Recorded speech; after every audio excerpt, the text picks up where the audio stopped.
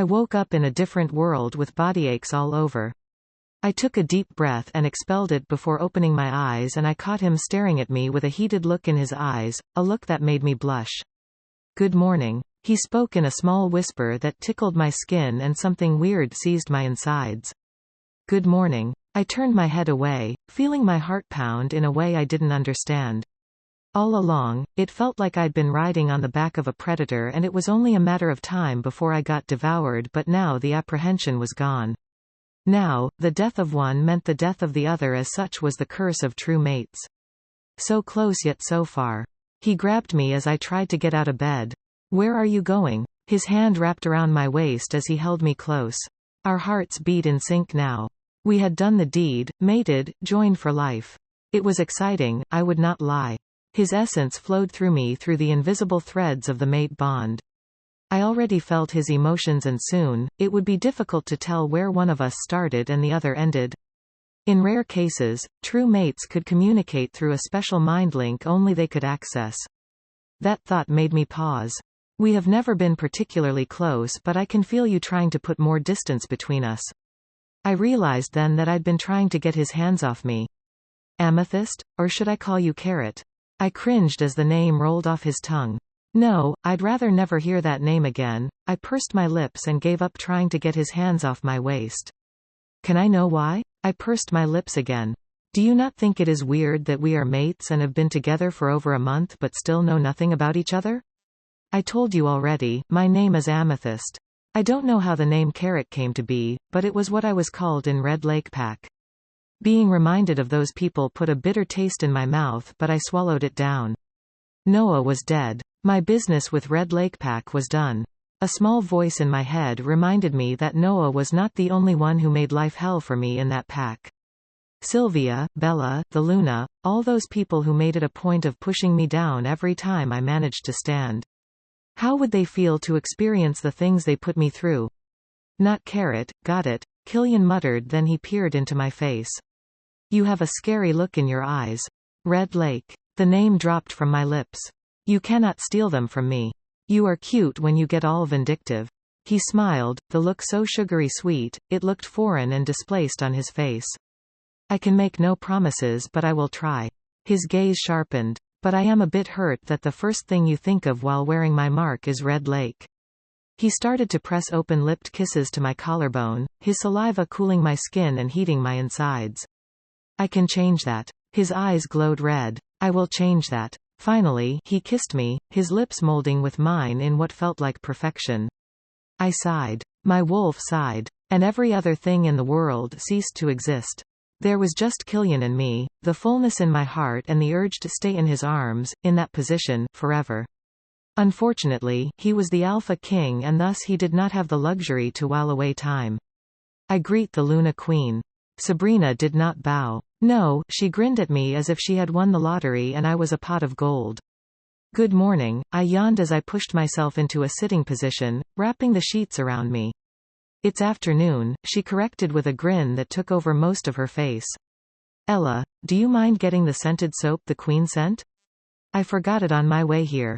Ella looked from Sabrina to me, but I shrugged. She took that as her cue to leave. What are people saying? I asked when the door shut behind Ella. Oh, my lady, I am so excited for you. She looked like she would launch herself into my arms, but thankfully, she thought better of it. My body ached from head to toe and my insides felt like I had lava instead of blood. What is Scarlet up to? Ella will be here soon, so be quick. I gritted my teeth as I got out of bed. My legs were wobbly and my vision blanked for a split second as I stood. My lady, Sabrina rushed forward. Are you all right? Pain knifed my insides, but I gritted out a smile. It's the mark, my wolf whispered, anxiety coating her tone. You are resisting the mark. Why? My hands trembled. How can I resist my mate's mark? Was there a mistake? Killian was my mate and I'd never heard of true mates resisting each other's marks. The other, you know, the other side. The witch, my wolf whispered the word as if it was a taboo. That strange man, we need to ask that strange man. I do not, I am confused, but I can feel something in us fighting the mark, but it's not me, I swear it's not me. I saw Cedric the previous day and he would contact me within the week. There was no way for me to contact him on my own. What was I supposed to do? Sabrina held my bicep. Does that mean we aren't mated? I asked my wolf. Nothing can come between a mate bond. Not you and not Killian. There was a bit of a snarl in her tone. So what was happening to me? Whether or not you want the mark, the bond is now impossible to sever. I am sorry. She didn't sound sorry. How could I reject an already completed bond? What is Scarlet planning? I focused on the present, pretending my insides weren't turning as my being rejecting my destiny. I'm just a bit fatigued. I lied through my teeth as Sabrina peered at me. Killian was. I left the sentence trailing and Sabrina was quick to fill in the gap. Oh. Her face brightened. I will bring you tea. My mum taught me how to make this herbal. She started on a rant but I cut her off. I'm sorry but I'm just so excited. It's Scarlet's birthday in a week and she was going to host a party in the Queen's Red Court. The Dowager Queen gave her permission and I've been so pissed. She gritted her teeth. It's reserved for the Queen so she definitely did this to throw shade but now you are the Queen so you can take charge of everything the Dowager Queen still controls. She was almost out of breath when she finished, her face red and fists clenched. Why am I just hearing about this party? She paled. My lady, I knew it would upset you since, well, it's not something you could change. Am I so powerless that I cannot do something about an ordinary birthday party? Well, it would be crass to get the Alpha King involved in women's business, which was what Scarlet was aiming for, so I thought. Do me a favor and leave the thinking to me. Maybe Sabrina wasn't good enough. She was eager and easy to buy, but what if she was playing double agent against me? Yes, ma'am. She bowed her head. So what would you do? The party is scheduled for Saturday and only the person in charge of the palace's management can alter Miss Scarlet's plans. In 4 days. By now, everyone would know of our mating. Those that knew of Scarlet's party would anticipate my next move. The Queen may not hand over unless there was a proper ceremony, and even then, people would paint me as desperate and insecure if the first thing I did with the authority of the Luna Queen was to cancel the birthday party of my mate's former betrothed. Saturday is a beautiful day for a Luna ceremony. Sabrina blinked. But the timing. I would like to speak with my mate. The power of the Alpha King was absolute. He could order people to move mountains if he pleased and they would find a way to obey his command. What was a Luna's ceremony that could not be planned in 4 days given the power of the Alpha King? Scarlet, you can have a party in a hall reserved for the Queen, but wouldn't it be lovely to be crowned Luna Queen while you use my property? Killian was mine and having a woman try to fight me for him made my wolf snarl. Do you want to have the ceremony on Saturday? Killian asked, his eyes straying from my face to the mating mark on full display on my neck. Yes. I hope that wouldn't be a problem. I touched the mark on my neck, feeling self-conscious. I am the Alpha King, he mumbled, glancing at my neck again. And you are my queen. We can have the ceremony today if you so please. No. Saturday will be fine. Any specific reason? He fingered his collar and I touched the mark again. I shook my head. There was no reason to get him involved in women's business. Very well. If you want it to be on Saturday, then it will be on Saturday. My wolf purred in satisfaction. Thank you. I got out of my seat to leave the office but I caught his frown. Is there a problem? I asked. No, just, he trailed off. Is that all you came here for? I nodded with a frown and watched his expression close off. Very well. You may be on your way then. He turned his head and went back to work. I exited his office with the sinking feeling that I'd said the wrong thing. Just as I reached for the door handle, I turned to chance a quick glance at him and met him glaring at me with narrowed eyes and I fled. When I got to the room, I let my wobbly legs collapse into the bed. I felt a fever start inside me but I pretended it was not there. I'd be meeting Cedric soon so I had to hold out. He was the only one who I could ask about this. Did hybrids reject mating marks? He was the only one I could ask as he was the only one who knew my secret. You should tell Killian, my wolf butted in. He is the Alpha King. He would have all the answers. It would not be an exaggeration to say my wolf was obsessed with Killian. He wants me because I am powerless, I reminded her. He may see me as a threat if he finds out about this. Besides, didn't Cedric say hybrids are hunted? It's best to know what I can do with this power before broadcasting it. He chose you for being powerless. Things are different now, my wolf stressed. We are mates now. We can trust him. It was easier said than done. I never learnt to trust anyone. The pack I called my home had betrayed me as many times as they could, and Killian could do the same. A mating mark could not change his personality in the blink of an eye. He may not toss me out or kill me because we were now mates, but it did not change the fact that he was power-hungry, and even the slightest threat to that power would bring out his true colors. We are not powerful, though, my wolf sneered, mocking me. For the next couple of days, I entertained several guests, from the event planners to dressmakers, jewelers, caterers, name it. The palace was abuzz, but the closer the ceremony approached, the more I wished I handled Scarlett's issue in a different manner. I was sick and Cedric was nowhere to be found. Sabrina and Killian thought the stress from planning a Luna ceremony was too much for me, but it was far worse than that. My insides were twisting and turning at every second of the day, and sweat poured off me all the time. It wasn't because of the heat, no, I burned from the inside and my vision wavered more often than it didn't. A knock sounded on my door and Sabrina poked her head into the room before I could speak. Are you okay, Luna? I nodded at the concern in her eyes. Alpha Hawk has come to see you. He is waiting in the living room. Her face was as ripe as a tomato as she spoke. The hair on my nape stiffened and the heat inside me intensified. What does he want? I muttered, my mind spinning. All along, I'd dealt with Scarlett and she was easy to deal with. Her temper got the best of her most times, and she acted like a child throwing a tantrum when things did not go as she pleased, but her father, what could he possibly want with me? He says he wants to see you for an urgent matter. My heart skipped a beat at those words. What could Alpha Hawk have to say to me? Did it have anything to do with Scarlett's birthday? Was he going to threaten me to leave Killian? Okay, I'll be there. I got out of bed and smoothened down my dress, feeling my heart beat 1,000,000 miles an hour, my vision sway and my knees buckle. I was halfway down the hall when Killian's face flashed through my mind. It happened a lot these days. I would be reading a book and the next second would find me thinking about Killian. My heart calmed at the thought of my mate, and my wolf said something that had me rethinking my steps. Who is Alpha Hawk to call for us without notice? I stopped walking at that question. Is anything the matter, miss? Sabrina stopped beside me. Are you still feeling unwell? Remind me. My words came out slowly. Who am I? She looked at me as if I had lost my senses. Miss Amethyst? She sounded unsure. Who is Miss Amethyst? You are? She still sounded unsure. Miss, she started to say something before her eyes widened. You are the Luna Queen. Who is Alpha Hawk to show up unannounced and demand my presence? She bit her lips. The former queen, she started but stopped. It was my mistake. It was also mine for not thinking twice before answering his call, as if he had the right, the authority to summon the Luna Queen. I stopped in front of the door separating me from Alpha Hawk and took a deep breath. Why should a man who ranked lower than me make my heart beat like this? Why was I scared of a man who already lost the game before it started? He is dangerous. That single whisper from my subconscious had me reeling. He may have killed Prince Seth. I opened the door to the Queen's living room to see 3 familiar faces.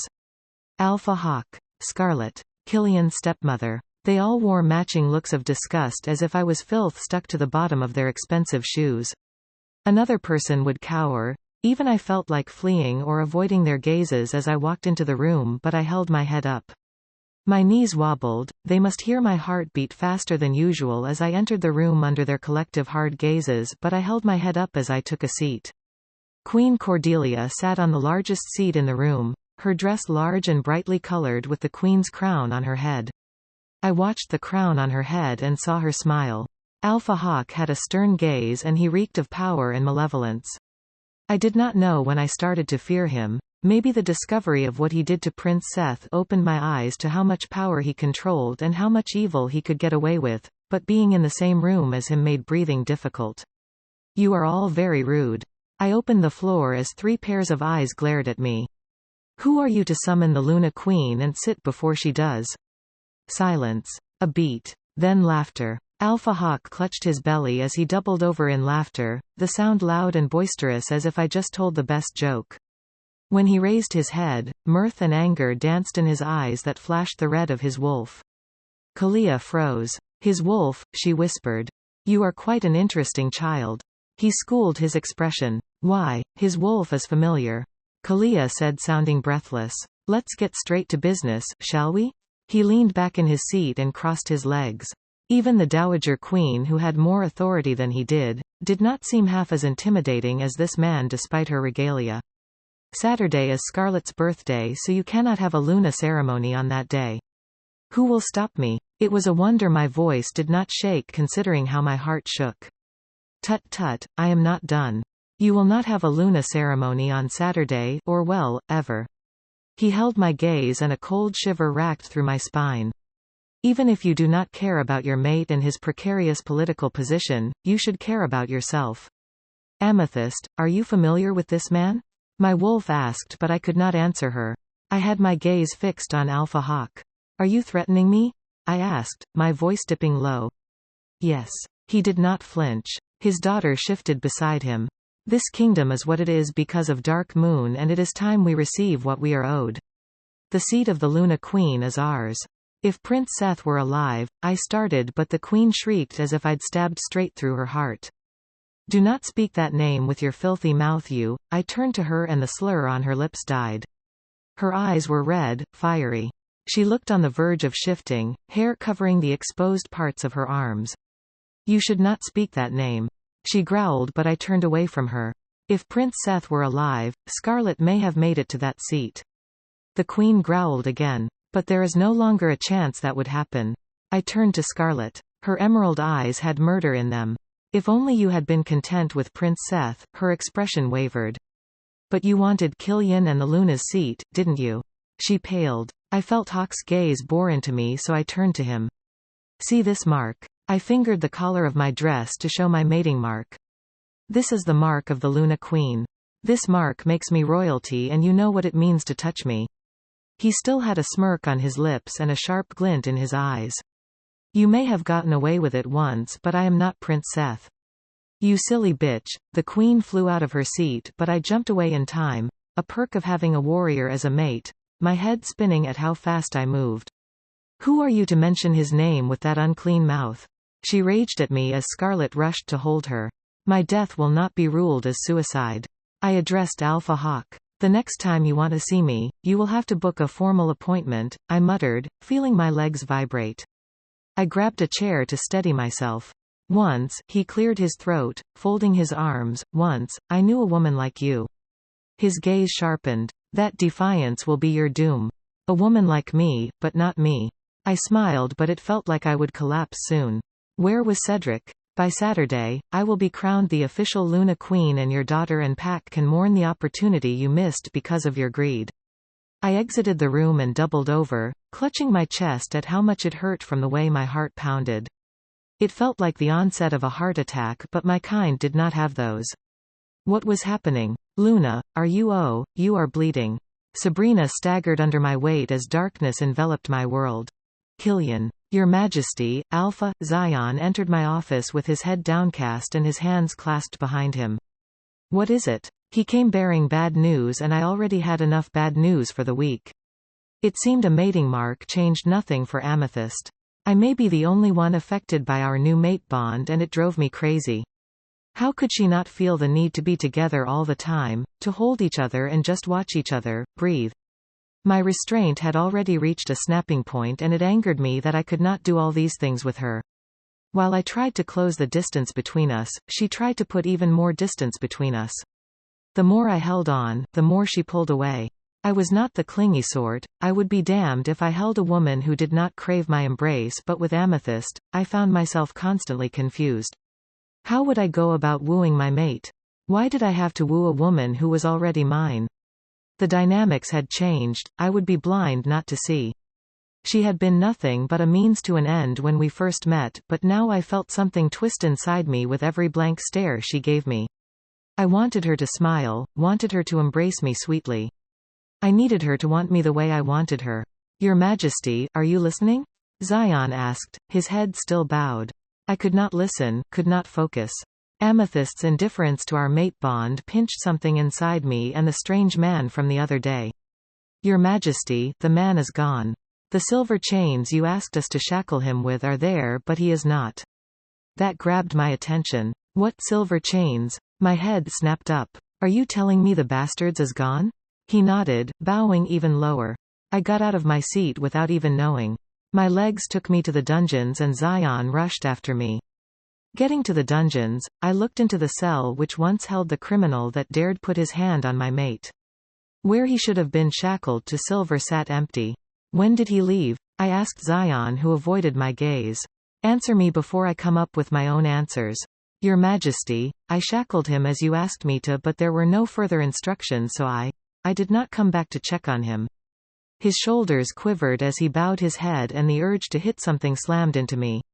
If he can get out of silver, then. I looked at the silver chains and cuffs laying on the ground, making a mockery of me. Find him. I cleared my throat, placing a hand on the hilt of my sword for comfort. I am giving you 24 hours. On my way back to the office, an apprehensive woman blocked my path. Your Majesty. My wolf instantly went on alert. Where is Amethyst? I walked past her before she had the chance to reply. I can't feel her, my wolf paced as I rushed back to our quarters. If anything happens to her, Styx let his words trail off. If anything happened to Amethyst, he would first burn this wretched kingdom to the ground before he went to rest with his mate. Your Majesty, she suddenly fainted, the woman running to keep up with my stride said. It may be. I do not know what Alpha Hawk did, but the lady, she spoke some words, made some sentences, but nothing registered in my head. Something was terribly wrong with my mate and my stomach was in knots. The door slammed against the wall as I threw it open to see the royal physician peering into her face. Amethyst. I gathered her into my hands as I took a seat on the bed. Despite looking pale and lifeless, her body burned hotter than a furnace. My heart stuttered. I swallowed as I felt sweat form atop my brows and the knots in my stomach tightened. Your Majesty, if I may have some space. The physician gave me a pointed look. My brain understood his request, but my body refused to comply. Rather than let her go and give the physician space to work, I clutched her tighter, willing her to open her eyes, willing the fire burning her up to be transferred to me. What is happening to her? I asked the physician, who shook his head. Without examining her, it will be impossible to tell. Again, he gave me another pointed look. If you could step aside a bit, I was supposed to protect her. Amethyst, I squeezed her, shook her even, but I got no response. For an overwhelming second, her face overlapped with Seth's and a sharp knife plunged into my chest. My body froze and breathing became impossible as the room closed in around me.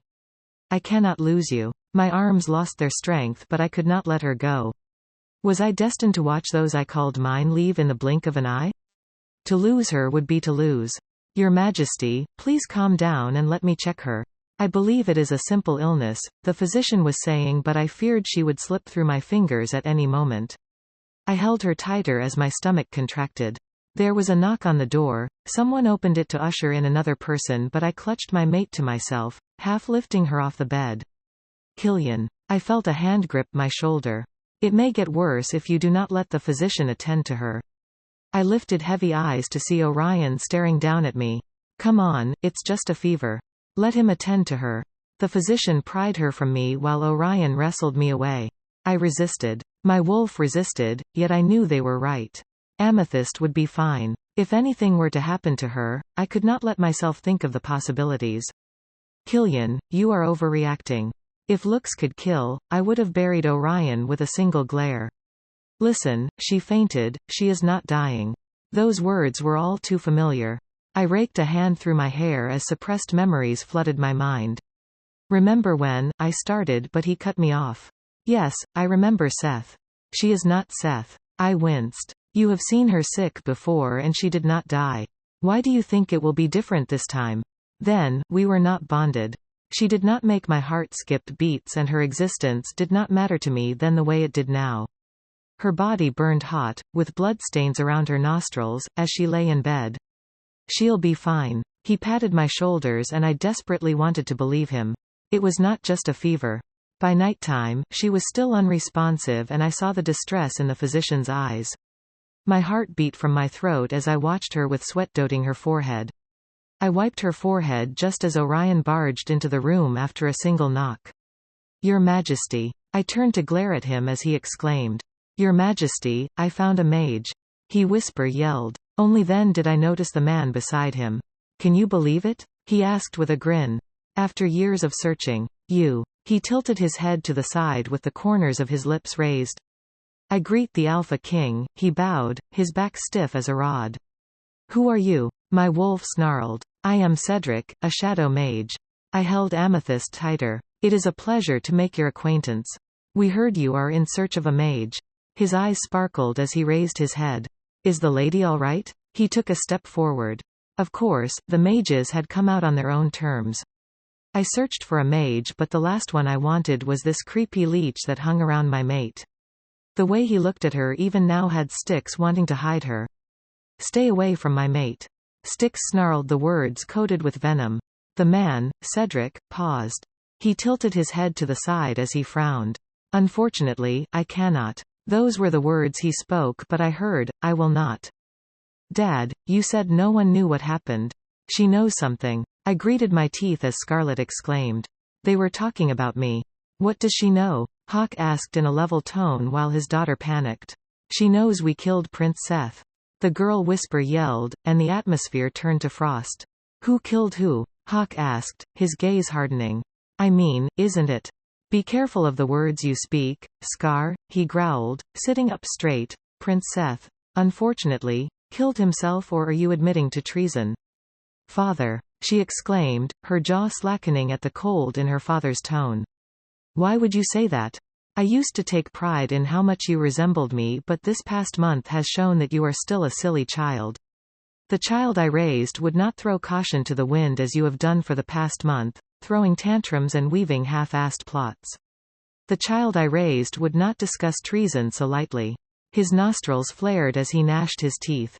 If you continue to burden me by speaking and acting carelessly, I will wash my hands off your case without a backward glance. But, from the way she watched him, it was clear that Scarlet was unused to being scolded by her father. But the Luna seat and all our plans, she stuttered. You promised me, you said I would have it all. She mumbled, her voice weak. If you played your part right, you would have everything, but you let your emotions get the best of you. He snapped. Did I not raise you better than to play silly tricks? I thought you were smart, but you are acting like a fool. He thundered. Ha! He clasped his hands together and bowed his head. With all your beauty, you could not seduce one man, just one man. I flinched at the venom dripping from his whispered words. Do not speak as if I did nothing. Scarlet straightened her spine. I did my part and even more. Who was it that came up with the idea of making Killian king? Whose idea was it to frame Seth's death as suicide? Who won the royal fizz? Enough. I jumped out of my skin at that growl. Yes, indeed, it was all your plan. He shouted, jumping out of his seat. Now, are you ready to bear the responsibility of said plan? She flinched and he growled again. I thought so. From now on, practice being like Amethyst. Like that lowly maid who, Scarlet exploded, flying out of her seat like her father. That lowly maid has everything I worked hard to give you.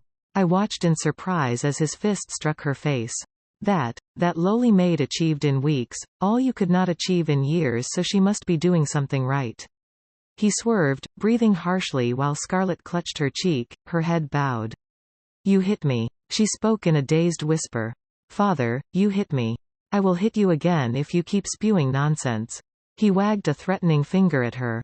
You were raised better than her, yet you are the one who gets caught acting like a cheap thing, spreading childish rumors and confronting her without a plan. He scrubbed a hand down his red face. His bloodshot eyes took me aback. I have worked so hard, years spent planning, ha. That little bitch, how can she come from nowhere and ruin everything? He fell back into his seat. At least, she is not smart enough to hide her cards. Just like that, just like all women really. Father, you hit me. Scarlet's bellow startled me awake. My eyes blinked open in Killian's office, but I was in bed. It took a while for me to realize I was not actually in his office, but somehow, his office had moved to the bedroom. I watched in surprise and confusion as my mate skimmed through a stack of papers.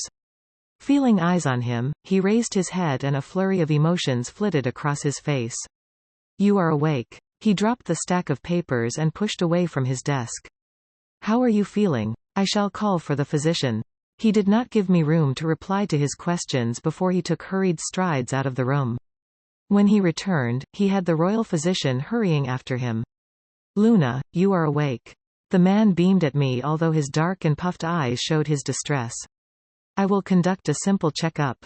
"Is the mage available?" Harold asked, handing me a cup of water.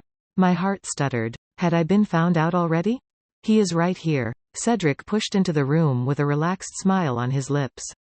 Once he entered, I felt the air turn frigid. "Good morning, Amethyst." He smiled down at me and my heart stuttered again. I heard a low growl from Killian and Cedric's smile wavered. "How are you this morning?" His icy hand touched me and I flinched. Killian grabbed his hand. "Do not touch her." He spelt the words with a vibration in his tone that made me blink, but Cedric maintained his smile. "Sir, I am here to check on your mate. Please, pull yourself together. Her welfare is much more important than your jealousy," Cedric admonished in a cool tone. "Jealousy," Killian muttered under his breath, his hand falling from Cedric's. "I am not jealous. You are a mage?" I asked Cedric, perplexed at what had happened while I was out. Did he not tell me he wanted to keep his identity a secret? "Yes, I am. The Alpha King has searched for a mage for a long time and our coven has decided I am the best person to negotiate with him." His cool palm glided up to my bicep. "Did he reveal his identity because of me?" "You are taking your sweet time," Killian mumbled, a hint of a threat in his words. "Do you know what is wrong with her or not?" "Yes, indeed I do." Cedric smirked. "Her body is rejecting your mark." I choked, spraying water on the bed and the whole room froze and then everyone's eyes whipped to mine. I closed my eyes in apprehension and daydreamed about cutting out Cedric's tongue. I felt no malice from him, but why was he doing this? "Are you sure you are a mage? You seem more like a con artist than a mage." Killian yanked his hand from my bicep. "Even your kind must know that true mates do not reject each other's marks." "Maybe you are not true mates then," Cedric said with a shrug, and my wolf pushed to the forefront so hard, so fast, I was almost unable to hold her back. She growled at Cedric and he took a step back in surprise. Who is this man to condemn a sacred bond between my mate and I? Kalia snarled. "We are true mates," I growled out, my wolf's anger spilling into me. "Sir, please do not talk nonsense. My body is not rejecting the mark. I am simply stressed out from the preparations for the Luna ceremony." I diagnosed myself. Not for the first time, I wondered what ulterior motive Cedric had, and I reminded myself not to take anyone at face value. It was clear that he was trying to get between Killian and I. Unfortunately, I could not pinpoint what he would gain from ruining my relationship with Killian. Perhaps, did Alpha Hawk send him? "Amethyst," Cedric reached for me but I flinched. The smirk on his lips fell and his expression turned blank. "I will prepare a potion for you. Rest well." His words were cold and his form was not solid as he walked out of the room, his shoulders stiff. "Since you are feeling better, I too must take my leave." Harold looked more than happy to leave Killian and me alone. Once the door closed behind Harold, Killian spoke. "I am not jealous," he muttered in a blank tone. "I am territorial. Jealousy implies you belong to someone else. You are mine and I do not want anyone else touching you, looking at you. The way that bastard looks at you makes me want to pluck his eyes out." "Let's forget about that." I set aside the cup of water I had been nursing. "There's something I have to tell you." The frustration and malice I saw in Alpha Hawk's eyes scared me. He had worked hard and I knew he would not back down. No, he would rather take more extreme measures to guarantee the throne than back down. "About Prince Seth," I started and Killian stopped breathing. I could see the rise and fall of his chest cease. He literally stopped breathing at the mention of his brother's name. You may not believe me, I would be surprised if he believed me. But I know that his death was not suicide. His gaze sharpened. "How do you know this?" He folded his arms and leveled me with a blank yet stern look. "You never met Seth. How would you know the circumstances of his death? Would I look silly if I told him that I had dreams of his dead brother? Would you believe me if I said I know this from a dream?" He shook his head slowly and I pressed my lips together, feeling my heart tighten. "Well," I cleared my throat. "I never expected you to believe since I have no proof, but it is something you must know. Believe it or not, Alpha Hawk killed him. Himself and his daughter. They poisoned him with the help of the royal physician. Although I do not believe Seth killed himself, there is no single proof that suggests otherwise." He paused. "An alpha hawk is not the type to be so reckless as to," he started, but I cut him off. Yes, Alpha Hawk did not seem the type reckless enough to commit treason considering how much he had to lose, but he did it. I had no tangible proof and I may never find a way to get proof, but finding proof was not my duty. It was his. There is no proof and they may have been so thorough that there will never be proof to find them guilty, but they did it. Killing Prince Seth was a way for them to kill two birds with one stone. Get Scarlet the man she wants and ensure they have a king that bows to their will. His gaze sharpened. They poisoned him and made the royal physician frame it as suicide. You are telling me, they killed my brother to make me king? He did not sound angry. No, he almost sounded distraught. No, they killed him to make Scarlet your queen, and him a puppet, but there was no need to spell it out. They killed him, and if they are willing to go that far, they are prepared to go even further. The sides of his lips rose in a ghost of a ferocious smile. If they can kill Seth, they can kill me. He laughed, the sound colder than Cedric's touch. Alpha Hawk sat in the front row during my Luna ceremony. His eyes did not stray from me for even a second. My first impression of this man was that he was his daughter's fool and the queen's henchman, but now it was painfully obvious that he was neither of the two. His actions were calculated and his moves well hidden. If I did not have that dream of Prince Seth, who would have suspected him of killing the next king? He, who could not be the Alpha King, he who had everything to gain if said Prince Seth became Alpha King and everything to lose if caught in the act of treason? He was the least likely person to kill Prince Seth considering what he would gain from becoming the Alpha King's father-in-law. Yet, he did it. He was not his daughter's fool any more than he was the queen's henchman. Heck, these people were mere tools to him. Even his lack of control over his emotions may be well calculated to make people underestimate him, a way to hide his cards. He keeps staring at you. Killian massaged my hands and kissed the back of my palm. He knows you know something. He trailed kisses from my fingertips to my wrist. I will not make it easy for him. Those were his closing words yesterday regarding Alpha Hawk. We had not been out in public for so long that I forget how affectionate Killian could get, how falsely affectionate. The last time we were out together was for his coronation and he had been so doting, so attentive, that he had the entire kingdom fooled. Now that we were mated, was there a need to still put up an act? The way he caressed my hand made me feel weird and the way my heart picked up speed was unexplainable. I told him I would not be as easy to kill as the prince. I winced at how callous those words sounded. No wonder the queen almost attacked me. You are certain he did it? He asked and I nodded. And you got this from a dream? He kissed my hand again as I nodded. There used to be a considerable distance between the king's throne and the queen's seat, but today, it seemed they had been pushed together.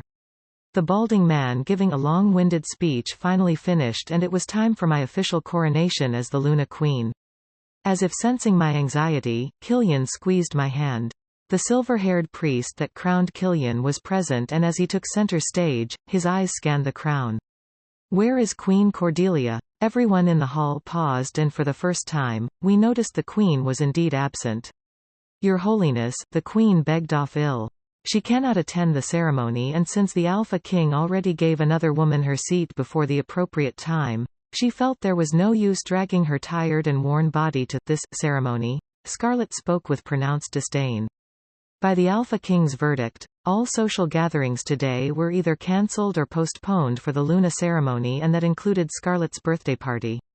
I hadn't expected her to show up, but she did and she was spotting a subtle redness on her right cheek. Well, no one bothered to inform me about this. The priest pursed his lips. This is her last official duty as the queen. Surely, she can manage to crown the next Luna Queen?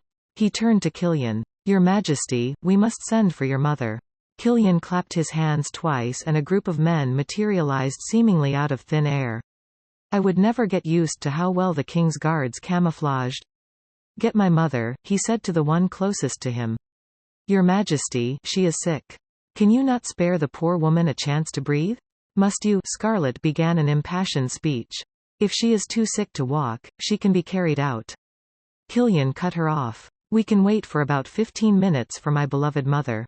Those were his words at surface level, but his tone clearly instructed the guards to drag the queen out in the next 15 minutes.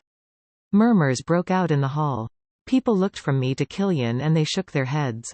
It was clear they expected me to say something, to do something about Killian's order, but I pretended not to know their thoughts. The priest motioned for me to kneel with Killian standing beside me, and I did as he started the oath. I recited the words after him just as Killian had done, feeling myself tremble the longer the oath went on. I may have found myself in a situation that surpassed what I could handle. How did I go from a nobody called Carrot to the Luna Queen? I felt like I was filling shoes way too, but for me, it all started as a joke, not even a dream, and now I was about to take on the responsibility of a kingdom. What if I flopped? I felt like a fraud, and at a point, I stopped speaking. The priest glared at me and Killian tapped me. Sorry, please repeat that. He tapped his feet as he repeated the oath. I swear before the goddess and her people to carry out my duties to the best of my abilities and ensure the peace and prosperity of the kingdom, the high priest repeated for me. The words were heavy on my lips as I repeated them. What did I know about peace and prosperity? What did I know about leadership? Until a few months ago, all I cared about was living day by day, surviving the hardships of Red Lake and carving out a corner for myself. Queen Cordelia, the crown please. The priest turned to the queen who had been dragged in halfway into my oath. My son already stripped me of the pride of royalty. I have become unfit to crown the next queen. The people in the audience talked amongst themselves, wondering what the delay was all about. Mother, Killian started with a threatening smile. Keep in mind that you cannot outspite me. To welcome the Luna Queen into the royal family, a royal has to crown her. The priest gave Killian a pointed look. Please, make a quick decision. It is bad enough that you called me here without enough time to prepare. There are duties I must attend to today, so please let us not delay. He looked about fed up with the drama between Killian and his mother. Give me the crown. The high priest did not waste time in fetching the crown and handing it over to the king. Everyone paused their chatter. Scarlet's smirk matched the queen's. Almost at once, the hall exploded in murmurs. Queen Cordelia has rejected her. Is it the king's duty to crown his mate? Is this the right protocol? Your Majesty, Alpha Hawk's voice resounded in the hall, his expression charged with fire. This is. By the absolute power of the Alpha King's throne, I crown you, Amethyst Kalia Kalistus I, the Queen of Wolves. A weak smatter of applause sounded in the room as he placed the crown on my head. It felt heavy, the weight of the crown itself and the duties it came with. May I take my leave now, Your Majesty? The high priest asked and Killian waved him away, helping me to my feet. Killian guided me back to our seats as the queen made to exit the throne room with her head held high. 1 minute, mother. She paused and turned to him with a haughty look. As you have rejected your duties as the Dowager Queen, it is only fair I strip you of them totally. The hall took a collective gasp. What do you mean? The queen sneered. As of today, Lady Cordelia ceases to be a member of the royal family. Killian smirked. When he said she could not outspite him, he meant that with all his heart. You have rejected the duties of a queen, so it is only fair to relieve you of the title that comes with those duties. You cannot do that. She paled. Hawk looked absolutely murderous. As if feeling the murderous intent spewing off him, Killian turned to Hawk. I am the Alpha King. There is nothing I cannot do. In the blink of an eye, Hawk masked his expression. He went from looking murderous to flabbergasted. Your Majesty, but to do this to your father's queen. Who do you think matters more to me? My father's queen or my queen? He raised a challenging brow. Since you cannot work as a royal, you should not be called royalty. Lady Cordelia, I am feeling generous, so I will give you 48 hours to vacate the palace. I realized, for the first time, how far Killian would go to ruin anyone that stood against him. One by one, every pillar that stands against this throne will fall. I shall make sure of it. Those words were directed at Alpha Hawk, who had the temerity to look confused. Naturally, after my coronation came a parade through the capital and then a lavish banquet. The streets were decorated with gold and purple, and it warmed my heart that so many people came out to watch the parade. They knew my name, they chanted my name on the streets, threw flowers at the carriage and prayed for my longevity with smiles on their faces. To be known, to be appreciated, to be liked. These were things I gave up wanting in my years in Red Lake. I had focused more on survival than on anything else, but having this felt like a daydream, a high daydream. Are you all right? Killian took my hand from my thighs and I turned to him. My heart felt so full at that moment. You are crying. His words came out sounding aghast. Are you hurt? He turned my face this way and that. Are you tired? Do you want to return home? No. I grinned through the tears blurring my vision as I pulled his hand from my face. I am happy. His expression softened. It was rare for Killian to be so readable. His expression was almost always closed off, but these days, everything showed on his face. Perhaps I was starting to read him better with time. I am glad you are happy. His thumb stroked my hand. I want you to always be happy. Thank you, I mumbled with a light heart and a large grin. Those soft-spoken words were not words I ever expected to hear from him. That tone, the way his eyes softened and that unfamiliar emotion I saw in his eyes, they all made me feel self-conscious. After the parade, I had to change out of the heavy dress used for the ceremony into a light one and also take my medication. Killian took my hand and guided me to the banquet hall, and although I knew I had to maintain a dignified air, I could not help the giddiness that made my insides quiver as we were announced. Amethyst Calistus. That was my name now. There was a sharp contrast between the parade ground and the banquet hall. Even though everyone here wore polite smiles, this was a political setting. Although nothing could take the smile from my lips that day, I still missed the carefree wolves on the streets, waving and smiling without an ounce of malice. The crown on my head may be heavy, but I received such a warm welcome that I felt I finally had somewhere to call home, people that loved me even though they did not know me. My life had taken a different course in such a short time, and I was extremely grateful for that. In all honesty, it was due to the man beside me. I turned to Killian as he took his seat, his sleeve brushing my bare arm as he sat. Do you want something? He asked as he poured me a cup of wine. I remembered when I drank so much that I got drunk and thought I had been poisoned. My lips pulled up in a smile. Thank you. He paused while pouring my drink. For choosing me. He grunted something in response as he turned away, overfilling my cup. I watched people dance with a light heart. There were gifts, blessings and wonderful music. When the little girls from a nearby pack came to place flower wreaths on my head, I beamed like a loom and accepted the wreath as if it had as much importance as the crown. To me, it did. You look so pretty, Luna. One of the little girls said, touching my cheek. When I grow up, I want to be queen too. Can I marry your son, your majesty? The girl asked and I grinned. Of course. You can wear the crown next. At that point, I would have agreed to anything. I danced, I ate, I laughed. Even the fever rising inside me did not deter me from having the time of my life as people celebrated with me. The banquet lasted till dawn, but as evening neared, Killian took my hand and I knew it was time to leave. I did not want to leave. This was my party, the first and probably the last time for me to be celebrated in my life, and I let Killian know just how I felt. Do not forget you are still unwell, he coaxed me. You have to rest because from tomorrow, you have your work cut out for you. My lips pressed together in a pout before I knew it and he smiled. We will throw a party every year, every month if you wish. I will celebrate you every day of your life if you so demand. This may be the first, but on my honor, it will not be the last. I felt so warm inside as I followed him back to our quarters. My steps were light and my body free. Orion followed behind us, taking the crowns of both the king and queen with him. The place was filled with unfamiliar faces as we left, but they all wore matching smiles that I returned as graciously as possible. All around the kingdom, people would be drinking and celebrating, and it would be because of me. That night, I had a sweet, dreamless sleep, and when I woke the following day, the fever inside me had risen, but I still felt light. Cedric already sent a potion, and when I took it, I felt relaxed. I woke up with a smile on my lips and went about my day without losing my smile. Although I was slammed with a ton of work after the coronation, from managing the palace to even the King's Pack, which I also became a member of, my smile did not fade. As the Luna Queen, I had to learn on the job. There were tutors to help me since the Dowager Queen already left, but I did not mind. I felt useful, wanted, important. So even when I did not understand half of the things I went through, I went to Orion with a smile on my face and asked for help.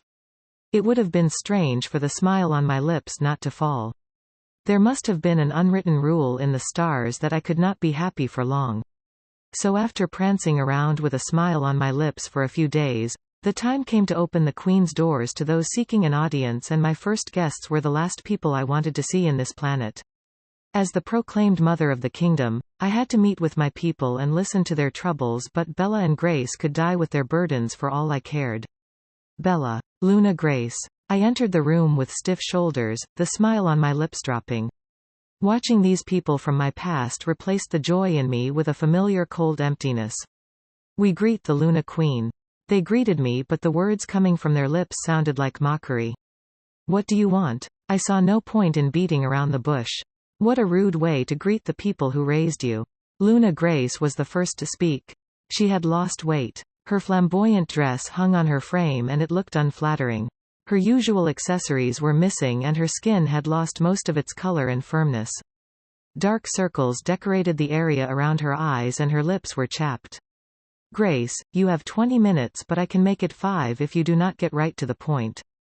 Seeing them made me feel empty, but they no longer had the power to harass me. Noah was gone and I was now the Luna Queen. There was little to nothing these people could do to me. You know we are here concerning Noah. Bella inputted. She too looked worn, tired, aged even. What happened to Noah, Carrot? Why are you asking me this? Noah was dead, and as members of his pack bonded to him, they must have felt it when he took his last breath and the bond between him and his pack severed. You are his mate, are you not? Grace hissed at me, her eyes red. Where is my son? Except the Alpha King is your son, there is no way I am your son's mate, I answered with a straight face and a burning throat. You, Grace breathed harshly, squeezing her hands into fists. Stop lying, Bella interjected. I know you are his mate, and now we cannot find him, even though he is dead, and you are masquerading as the king's mate, you. Bella, I called her name with a drawl, adjusting myself in my seat. You are not speaking to Carrot. No, you are addressing the Luna Queen. I need you to speak with sense and clarity, or else you may find yourself behind bars for an insult against the monarchy. You lousy. Grace's eyes almost bulged out of their sockets. Tears streamed down her face. If it was someone else, I would be moved, but I never sympathized with my oppressors. Bella, you are Noah's mate, or should I say were. If anything has happened to him, you should be able to locate him. She flinched, but I did not relent. What happens to your mate is none of my concern. If you want to find a missing person, you should first check with your pack enforcers, not the Queen. Bella. Grace jumped to her feet. I told you this would be a waste of time, but you insisted. You should not expect ungrateful rats to cooperate when they have tasted power. I will deal with this how I see fit. She turned to me with a glare that sent shivers down my spine. I told my mate to send your whore of a mother away, but he insisted on being a good man, she hissed at me. Since she could not bully me as she pleased, she resorted to cutting me with words that were sure to hurt me. You mother, the slut she was sleeping with another woman's mate, she sneered down at me. It is no wonder the bastard king chose you. You both were born from women who could not get their own men. Bastards. The lot of you. She left the room screaming and cursing while I sank into my seat, allowing myself to take a deep breath. Fatigue quickly filled the emptiness inside me as they left. Red Lake Pack, how long will you continue to torment me? They left, but they did not take the stench of trouble with them, so for the rest of the day, I felt restless. After them, there were 6 more women to meet. They all came to establish friendly relations with me to benefit their packs, so they came bearing gifts. After that, I could catch a break. The meeting with Bella and Grace still had me rattled, but I forced myself to be calm. They could not harm me anymore. Sabrina brought my medication for the afternoon and she came with her usual gossip. There were 2 women, I heard Miss Scarlet talking about them. They said they came from your former pack. Alpha Hawk has given them a place to stay in his mansion in the capital. I got even more restless. I needed to get out. Despite the medication I just took, the fever inside me rose to a scorching high. Why did Bella and Grace suddenly come here? I had cast them to the back of my mind and buried their existence, but now they came all the way to the capital and I did not need a sorceress to tell me Alpha Hawk would find a way to use them. How could Noah still hunt me from the grave? My lady? Sabrina tapped my shoulder when I went as still as a sculpture. In an instant, I was out of my seat, startling her. What is? I am going for a run. I all but ran to the woods close to the palace. After peeling off my clothes with shaky hands, I shifted into my wolf form and almost immediately, I felt better. It's so good to be free. Kalia sighed as I shifted, stretching out her body. We should do this more often. I agreed with my wolf. The minute I shifted into my wolf form, the fever inside me died. The world became clearer and more beautiful. In my wolf form, I felt like an entirely different person, and as Kalia broke into a run, my worries faded to the back of my mind as the wind tickled our fur. In my wolf form, Bella and Grace did not matter. The workload of being a queen did not exist and the anxiety about the future fell away. There was just me and the earth around me. The air is so fresh, so clean. Kalia exclaimed in excitement. I felt myself smile. My wolf was mostly reserved and it was refreshing to see her let loose like this. It had been so long since I shifted and let her run that I felt a bit guilty. You should feel guilty, she snorted, confining me to a human body for so long. We will come out here more often, I promised. Yes, we should come out more often. We can invite Styx. He is cooped up in that office all day. Alas, she could not string two sentences together without mentioning her mate. I am sure it drives him crazy. He is the Alpha King, I reminded my wolf. I am sure he feels honored to serve his kingdom. My wolf snorted. Styx is a warrior wolf. He feels more at ease on a battleground. I kept my mouth shut after that. Kalia seemed to know more about our mate than I did and it made something inside me prick. Are you jealous of me right now? My wolf exclaimed. No, why would I be? Was this what jealousy felt like? It made no sense for me to be jealous of my wolf because she was closer to our mate. If you accepted a bit of his affection, you too would be closer, she mumbled. And you cannot be jealous of me, it's weird, we are the same. Killian, he does not have much affection to give, I answered almost on reflex. Are you sure? My wolf challenged. If you opened your eyes and actually took a good look at him, you would see he is literally pouring all his affection on us. I never took Kalia seriously when it came to Killian because, from the start, she had been so enamored with Killian who could do no wrong in her sight. Killian told me he had no affection to give. The throne was of the utmost importance to him. Shut up, my wolf cut me off. I do not want to listen to those useless thoughts. You are so stubborn it drives me crazy. She snarled and I blinked. Let us change the subject. She seemed to take a deep breath. Grace will be a problem. I didn't need telling. Noah turned out the way he did because of his mother. Luna Grace was so self-absorbed, so self-centered that she considered everything and everyone as existing for her benefit. She may never have gone out of her way to plot evil as her son did, but she certainly laid the foundation for his selfish character. How do you plan on handling them?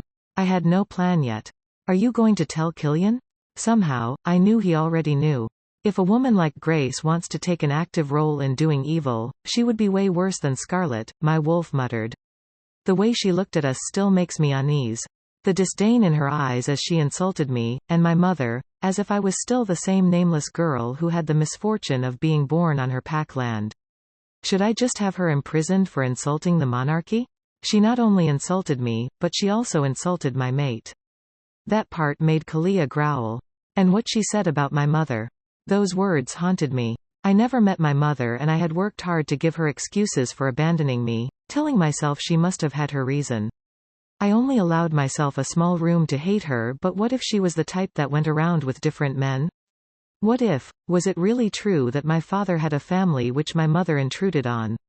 For all we know, she could have said those spiteful words to anger you, Kalia said, but even she sounded doubtful. If it was true, don't you think she would have insulted you with those words sooner rather than later? Luna Grace was the type that hurled insults at others with a perfect smile on her face. If it was true, she would not have held herself back for so long. I would have since been branded the daughter of a philandering, home wrecker. Yet, somehow, I did not think she lied. She looked me dead in the eye and told me my mother went after someone's mate. She even insulted the king. The longer I thought on the matter, the more frustrated I got, but shouts and curses pulled me from my reverie. It seemed people were fighting at the entrance to the palace. On instincts, I shifted and rushed into my clothes, zipping up haphazardly as I exited the forest and hastened to the front of the palace, where I met a surprising scene. "What are you doing? Seize her immediately." It was Alpha Hawk shouting at the palace guards, who moved at his command. They went at a figure dressed in black, and to my amazement, the 5 guards that went at the other person all fell in no time. My mouth fell open at how fast the person brought down our guards. I was about to intervene when the person started to cuss in loud voices. Such vulgar words spilling out of a mouth made me take a step back, but what was more surprising was how tiny and high-pitched the voice was. "Useless piss-drinking shits. I should fuck up your face and cut off your cocks and turn them into barbecue for this insult." The palace guards receiving orders from an ugly bitch-ass punk, huh? Is this the fucking palace, or is this Dark Moon? Ugly ass motherfuckers. It continued to rain insults as the woman kicked the palace guards, wagged her fingers at them and stomped on them. The sudden vulgarity and venom had me pausing in amazement as I watched the woman from a safe distance. She turned as she beat up the guards and our eyes met. "Oh dear, I have shown something unsightly to Her Majesty." She withdrew in an instant, patting down her clothes and bowing. Alpha Hawk turned to me with his mouth agape as I forced my feet to take me closer to the woman, causing a ruckus right in front of the main palace. You have beat up the palace guards. In front of the palace. That was a crime. These useless punks, these less than gentle men did not let this poor woman pass despite me identifying myself. I looked around for a poor woman who the guards harassed, but besides me and the maids huddled at the side who had come out to watch, she was the only other woman here. These rascals, these disgraces for guards dared to act upon an order that did not come from the king's mouth. She sneered at them. "I see. I did not see at all." Both confusion and my returning fever did not permit me to see. Black dots spotted my vision and I did not understand how to act in such a situation. None of my tutors prepared me for facing a woman that beat up the palace's guards while trying to force her way into the main palace. "Your Majesty, I am Jacqueline Bale, but you can call me Jack." "I see." I saw the dark tattoos covering her neck and then I could not see anymore. She's waking, she's waking." Someone shouted before my eyes even opened. "Shut up." I recognized the cold voice of my mate. Even before I opened my eyes, I felt his warmth next to mine and I liked how secure that made me feel. "Amethyst?" He whispered my name, his hand clutching mine. "Open your eyes." I opened my eyes. "Water," I croaked through a patched throat. Killian helped me sit up and Sabrina gave me a cup of water as Cedric poured a now familiar brown liquid into a cup. Ella stood at the side watching with an expressionless face and Killian watched me with an odd intensity. "You are not getting better," he said, his words sounding accusatory. "I am fine," I muttered, taking a sip of water. "Yes, indeed, you are so fine that you fainted," he pursed his lips. "The workload must be too much for you." "It is not the workload," Cedric chimed in as I insisted again that I was fine. "I can keep making these potions for you and you can keep fainting. It is not the stress. You are rejecting." "Ah, my body itches." I exclaimed to stop Cedric from sprouting more nonsense. My wolf told me the same thing but I refused to admit or believe it. Why would I be rejecting my mate's mark? Even if I was a hybrid I was also a wolf and I had a predestined bond with Killian. It was simply impossible that any part of me would reject it. "What, is that another sign? Perhaps we should find—" Killian went rigid. No, I waved a hand. I had spoken without thought. "I need to wash off the sand on my body." It was a poorly thought out lie but it was one no one would question. "Right, a bath." Killian turned to Ella. "Prepare her bath." He looked reluctant to leave and for a split second, I had the sinking feeling he would wait around and watch me wash up. Thankfully, he did not. "I will ask Orion to adjust your schedule so you can rest for a while." He leaned over and captured my lips in a slow kiss that set fire to my guts. Thank you." He smirked as he straightened and then turned to Cedric with a glare. "Do you plan to watch her bathe?" The mage averted his eyes and left the room wordlessly. I will ask them to send your dinner up, Killian said as he placed a lingering kiss on my cheek. With everyone out of the room, I leaned back and groaned. Very rarely did I avoid my problems like this, but what was I supposed to do about rejecting my mate's mark? I would ask Cedric, but he was currently under strict surveillance and the way he acted these days made me suspicious of him. Unfortunately, I did not have my solitude for long. Sabrina and Ella returned with towels and soap and hot water for my bath. Sabrina, as usual, chatted non-stop, this time about Jacqueline. She is quite notorious. She turned up her nose. With all the hideous designs on her body, she is nearing 30 but has not found her mate, and no man is willing to choose a woman who beats up men for fun as his mate. Jacqueline Bale. If my memory serves me well, the name Bale was an important one in the kingdom. They were merchants, rich merchants, and part of the new alphas too. You know, the lady is quite close to His Majesty, Sabrina said in a quiet voice. Years ago, people speculated that they would choose each other. Sabrina, can you get the peach scent that Her Majesty likes? Ella cut into her gossip. What? The other girl looked taken aback. It was rare for Ella to speak while serving me and even rarer for her to cut into Sabrina's gossip. What scent? I don't know any. The one in the yellow bottle, Ella answered. I watched as Sabrina frowned, but she nodded as she left. You should not trust her, Ella muttered in a tone so quiet I almost did not hear her. Who? I may not trust a woman who could beat up people with such reckless abandon, but I was not about to believe that she would be a threat to my relationship because of baseless rumors. Sabrina, she muttered. Oh, what do you mean? It is not my place to say this, but you should not trust her. Ella massaged my scalp as she spoke. Go on, I encouraged when silence descended in the bathroom. You may not have noticed, but she is quite fickle. It was not a trait I had not already noticed. Even the love she has for her family can change.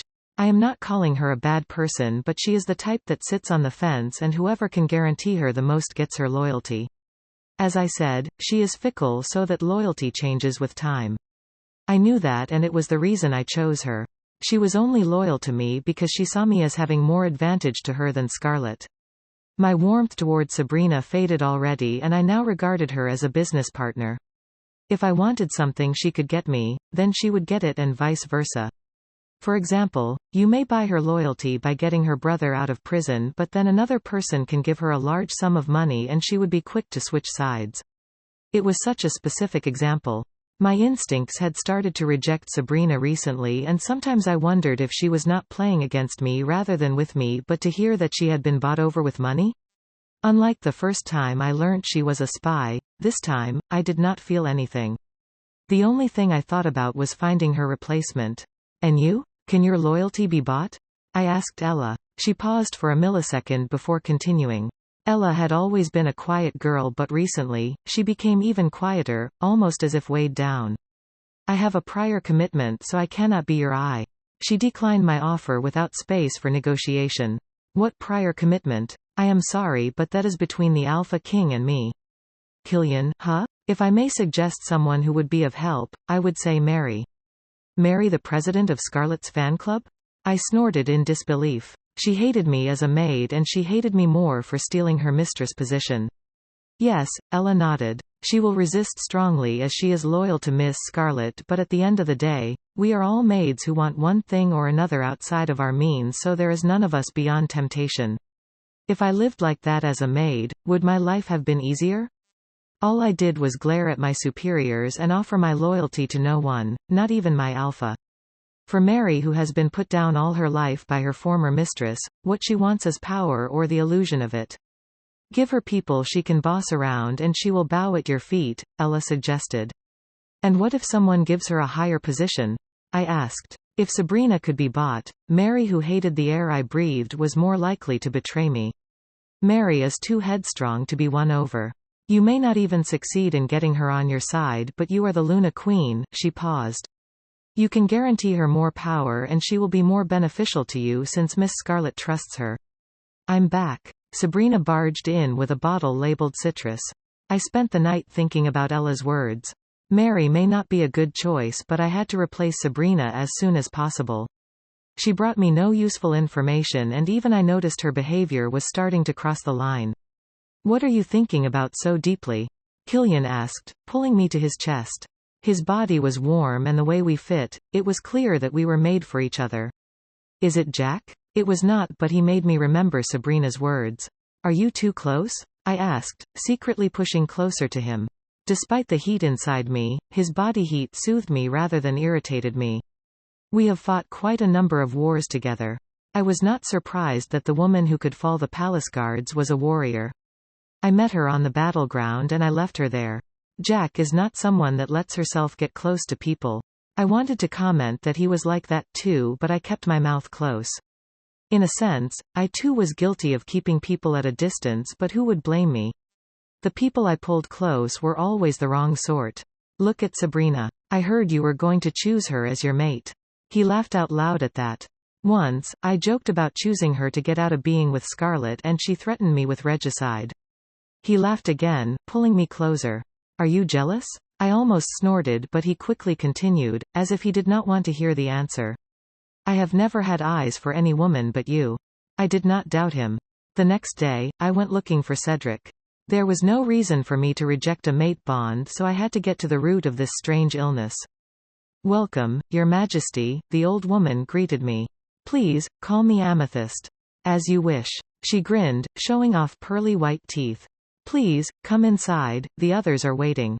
I entered the brightly lit room and met at least 20 pairs of eyes eagerly watching the door.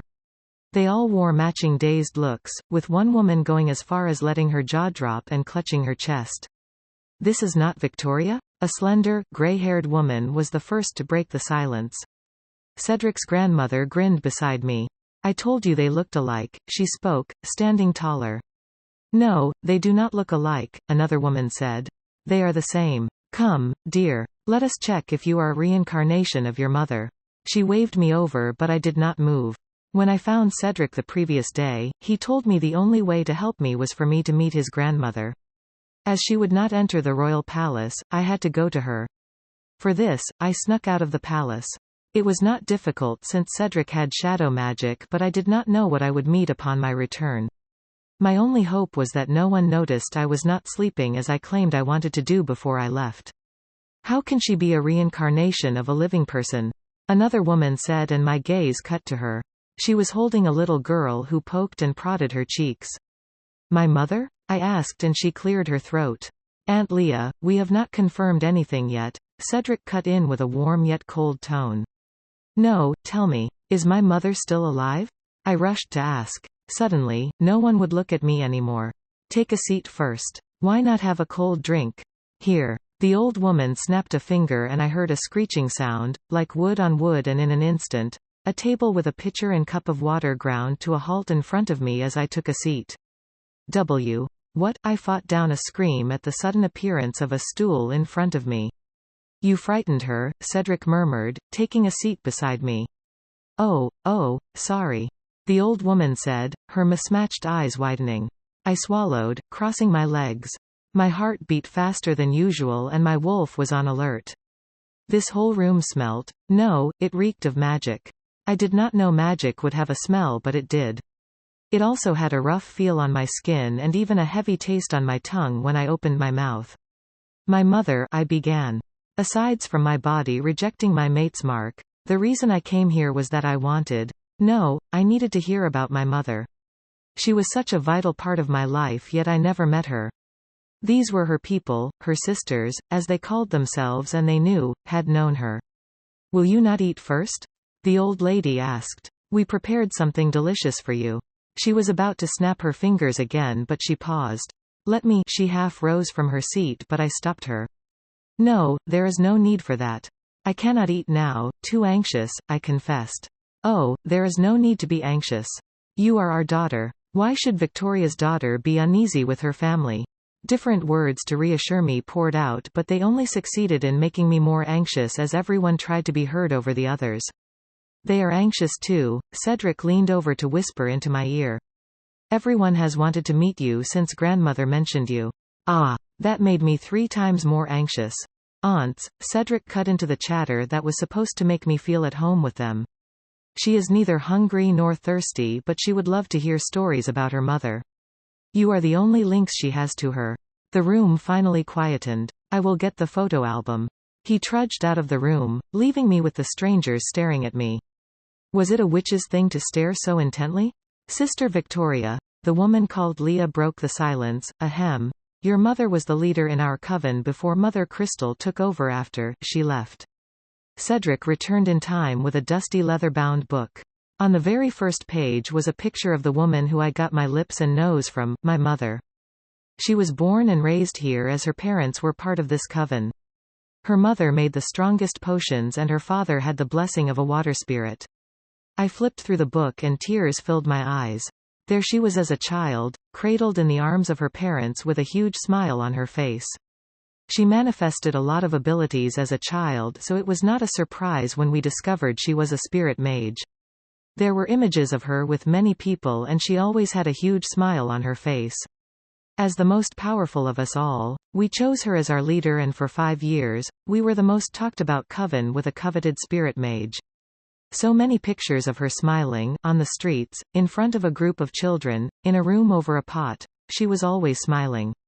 One day, she went out and came back drenched and laughing. She told us she found a man she loved. My mother was a happy and carefree person if these images were to be believed. She would often go out to meet this man in the afternoons and she always came back laughing. It was true that she was in love, but she never allowed us to meet this man. We are sisters, we do not hide from each other. It is our place to cover our weaknesses, so it was a bit suspicious that she hid a man she claimed to love.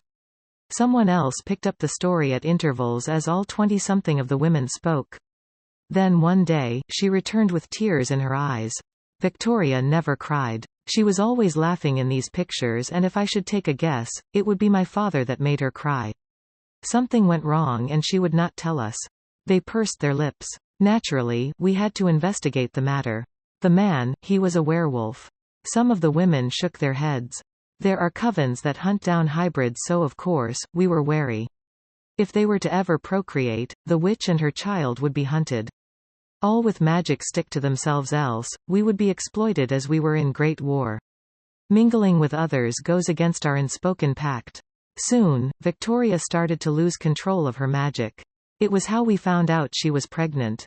They all paused and for some reason, I felt guilty. A hybrid baby would ruin her life, we were sure of it, but what could we do if not protect our sister? She did not want our protection. No, she decided, and her decision did not include us. One morning we woke up and there was a note. It was the last we heard of our sister. The grandma beside me had her head bowed. We are sorry we failed our sister. We are sorry we failed you. They were apologizing to me? No, my tears may have ruined a few pages of the book, but I could not raise my head. Luna Grace said she was a promiscuous woman who went after another woman's mate, but my mother in these pictures looked so innocent and carefree, and her sisters. Did she hide him from them because he had a family, or was it because he was a werewolf who she should not have been seeing? You are ill, one of the women exclaimed when I felt a now familiar dizziness. Yes, it is why she came. The grandma sprang to her feet like an agile cat and grabbed my hand. Come into the inner room. Soleil and I will examine you. Soleil was a tall, wiry woman with a sharp, angular face. They held my hands, Soleil and the grandma, as they led me into a dimly lit room. Please, lay down. Soleil is a healer, so she can help. I nodded at the calm and coaxing words as I stretched out on the thin, hard bed. One by one, the other women crowded into the room as Soleil touched my bare arms. It is okay if the darkness takes you for a while, she whispered. Sometimes, it is a long process getting to the root of the illness. She gave me a warm smile that I could not help but return. I can put you to sleep if you want. A woman jumped forward. Hey, I too can put you to sleep. Another woman came forward, then it became a battle of who I wanted to put me to sleep. I did not need any magic to put me to sleep. Soleil's cool and soothing touch did the trick, and then I dreamt of Killian. You are telling me, Ella, where is my mate? He looked ready to shift, ready to tear a head clean off. Your Majesty, she said she would be asleep, so. He strode past her and left the office, his movements stiff and jerky. It was a short sleep and the dream ended there. I regained consciousness and heard whispers around me. Cedric, I can feel shadow magic in her. Soleil's cool voice sounded accusatory. I may have done a thing or two. You did not make her ill, did you? The grandma sounded shocked. It's just magic that causes a small fever, he defended. You told me to bring her home and except you wanted me to kidnap her, then I had to come up with a plan. You fool. I heard a smack. How could you do that to Victoria's daughter? But it's the only thing I could think of. I heard another smack, then like 10 more. I did it for the good of the coven. How can we get her to stay? Shish. She's waking. I heard yet another smack as I opened my eyes. If you kill me, I cleared my throat as my voice came out hoarse. If you kill me, even the best cloaking magic or whatever you call it will not save you from my mate. Oh, dear, there has been a misunderstanding. Crystal rushed to my side but I flinched when she reached out to touch me. Don't touch me. I pushed out of the bed. What was I thinking, coming here alone? Even if I wanted to keep my hybridity a secret, I could have come up with a lie, told Killian something, anything to let him know where I was. I entered unknown territory like a damn fool and I only had myself to blame. Not Cedric who was making me sick or the women gathered around me, myself for being a fool. I should have suspected this bastard. Why was I not suspicious enough? I followed everyone like an idiot without thinking of the possibility of this being a trap. Child, it was not my intention to make you sick, Crystal said. This is a misunderstanding and I am sure Cedric has a good explanation, I am sure. She glared at him. A good explanation. I turned to the man who barged into my bedroom after spying on me throughout the day. A man who lied to my face and tried to ruin my relationship with my mate. Did Alpha Hawk send you? I sneered, looking for a possible exit. All the women were crowded around the room, blocking the only door. We do not work with werewolves, Cedric replied with a sneer as if the thought of working for Hawk horrified him. Amethyst, I may have gone about it the wrong way but this is your home, these are your people. Are you going to force me to live here? If he talked long enough, I could figure out his motive. Why did he approach me? What did they want from me? We cannot force you to stay. That sounded too much like a lie to me. They had magic and they outnumbered me. They could do with me as they pleased and I had very few resources to fight back. Kalia, I called for my wolf who quietly observed the situation. There is a window behind, she murmured. Shift as you go. I will take it from there. My wolf may not be an alpha wolf but I trusted her, she was, after all, a white wolf. Dear, you must not jump from the window. One of the women rushed to block the window. Allow us to explain. There is no explanation. You tried to kill me. There was only one window and I had to get out of this place. No way, I did not try to kill you. Cedric pinched the bridge of his nose. It was just simple magic that causes a fever. Things got worse because of stress. I am sorry I took it so far but why would I want to kill you? We are family. I am not a part of your coven. I shouted at him. He lured me in under the guise of a family, people that knew my mother and called her sister. I was stupid and desperate enough to entertain a strange man who made me sick and offered an antidote. Who knows what you did to drive my mother away? I pointed an accusing finger at a random woman. Did you tell her to kill her baby? You all are despicable. Let me go. My heart raced but the women did not budge. All of you, leave, Mother Crystal said, her tone leveled but forceful. But, Mother, the other women complained. I will handle this. One by one, the women left the room, leaving me with the old woman. Cedric was the last to exit the room and he looked at me as if he did not understand, as if he did not expect me to have such a reaction to being deceived. I made for the door when he left. The old woman came to stand before the door. For a second, I saw red. On reflex, I reached for her but she moved faster than humanly possible. My magic is to move things. She explained as I reeled from how fast she moved. We have gotten off on the wrong foot but after spending 20 years searching for you, I don't feel it is right to let this simple misunderstanding fester. Let me go, I enunciated each word. The urge to curse and act like Jacqueline Bale overwhelmed me but I did not have a lot of energy. Did they weaken me with the pretext of healing me? You have heard about your mother. Are you not a bit curious another your father? I paused but shook my head. Fool me once. He is currently in the capital, she murmured. Your father, that is. How do you know him? I demanded, feeling myself cave. All this could be a lie, a trap to keep me and use me for goddess knew what. I should not listen to what they had to say, but my parents, they dangled information about my ancestry over my head like a piece of bread, and like a starved dog, I could not help but pant after them. First, let me apologize for Cedric. There is no excuse for what he has done, but I need you to know that indeed, I asked him to bring you here. I glared at the woman. There is no point in denying that it would be best for you to return to us. We are your family and we can only protect you when you are close to us. I am not Victoria. We bore a striking resemblance and had the same type of magic, but though she was my mother, I never met her. She was a stranger to me. I cannot return to a place I was never a part of. The woman flinched, her mismatched eyes quivering. Yes, you are right. She sighed, taking a seat on the hard bed.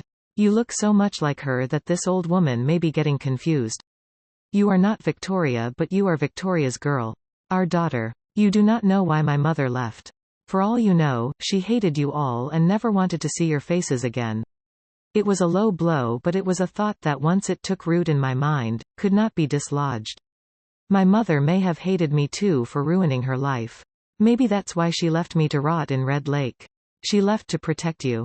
How would you know? Because of us all, I knew Victoria the best. I raised her from her teen years until she became the coven's leader, and I was the first she came to when she met a werewolf. She sounded bitter as she spoke. I tried to discourage her back then, I really did my best, but she was so headstrong, and once she set her mind on something, it was impossible for her to let it go. It was the same when she told me she was leaving. You know why she left. I did not mean it, but my tone sounded accusatory.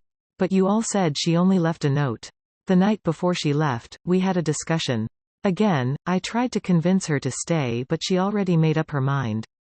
A hybrid is not safe amongst witches, so she wanted to give you a pack, a family like she had. She pursed her lips. She must have suffered to find one as far away from your father as possible. She shook her head and I frowned.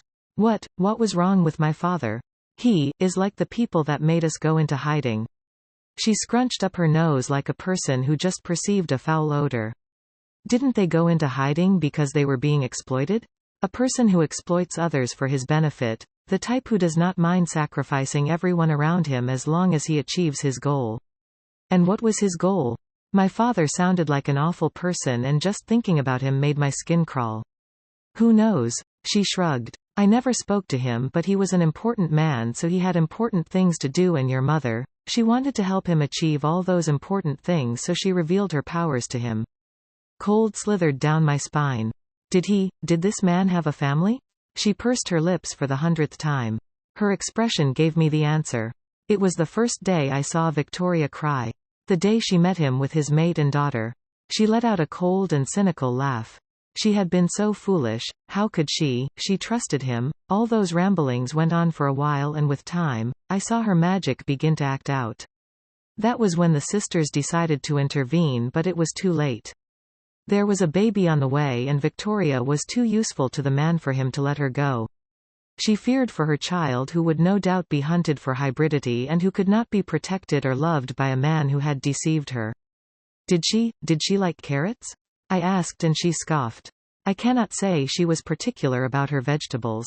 Why do you ask? My other pack, they called me Carrot. They say it was what my mother called me. I felt embarrassed to mention that name, a name I wanted to be erased from my history. Oh, yes, she used to call you, Little Carrot, while pregnant.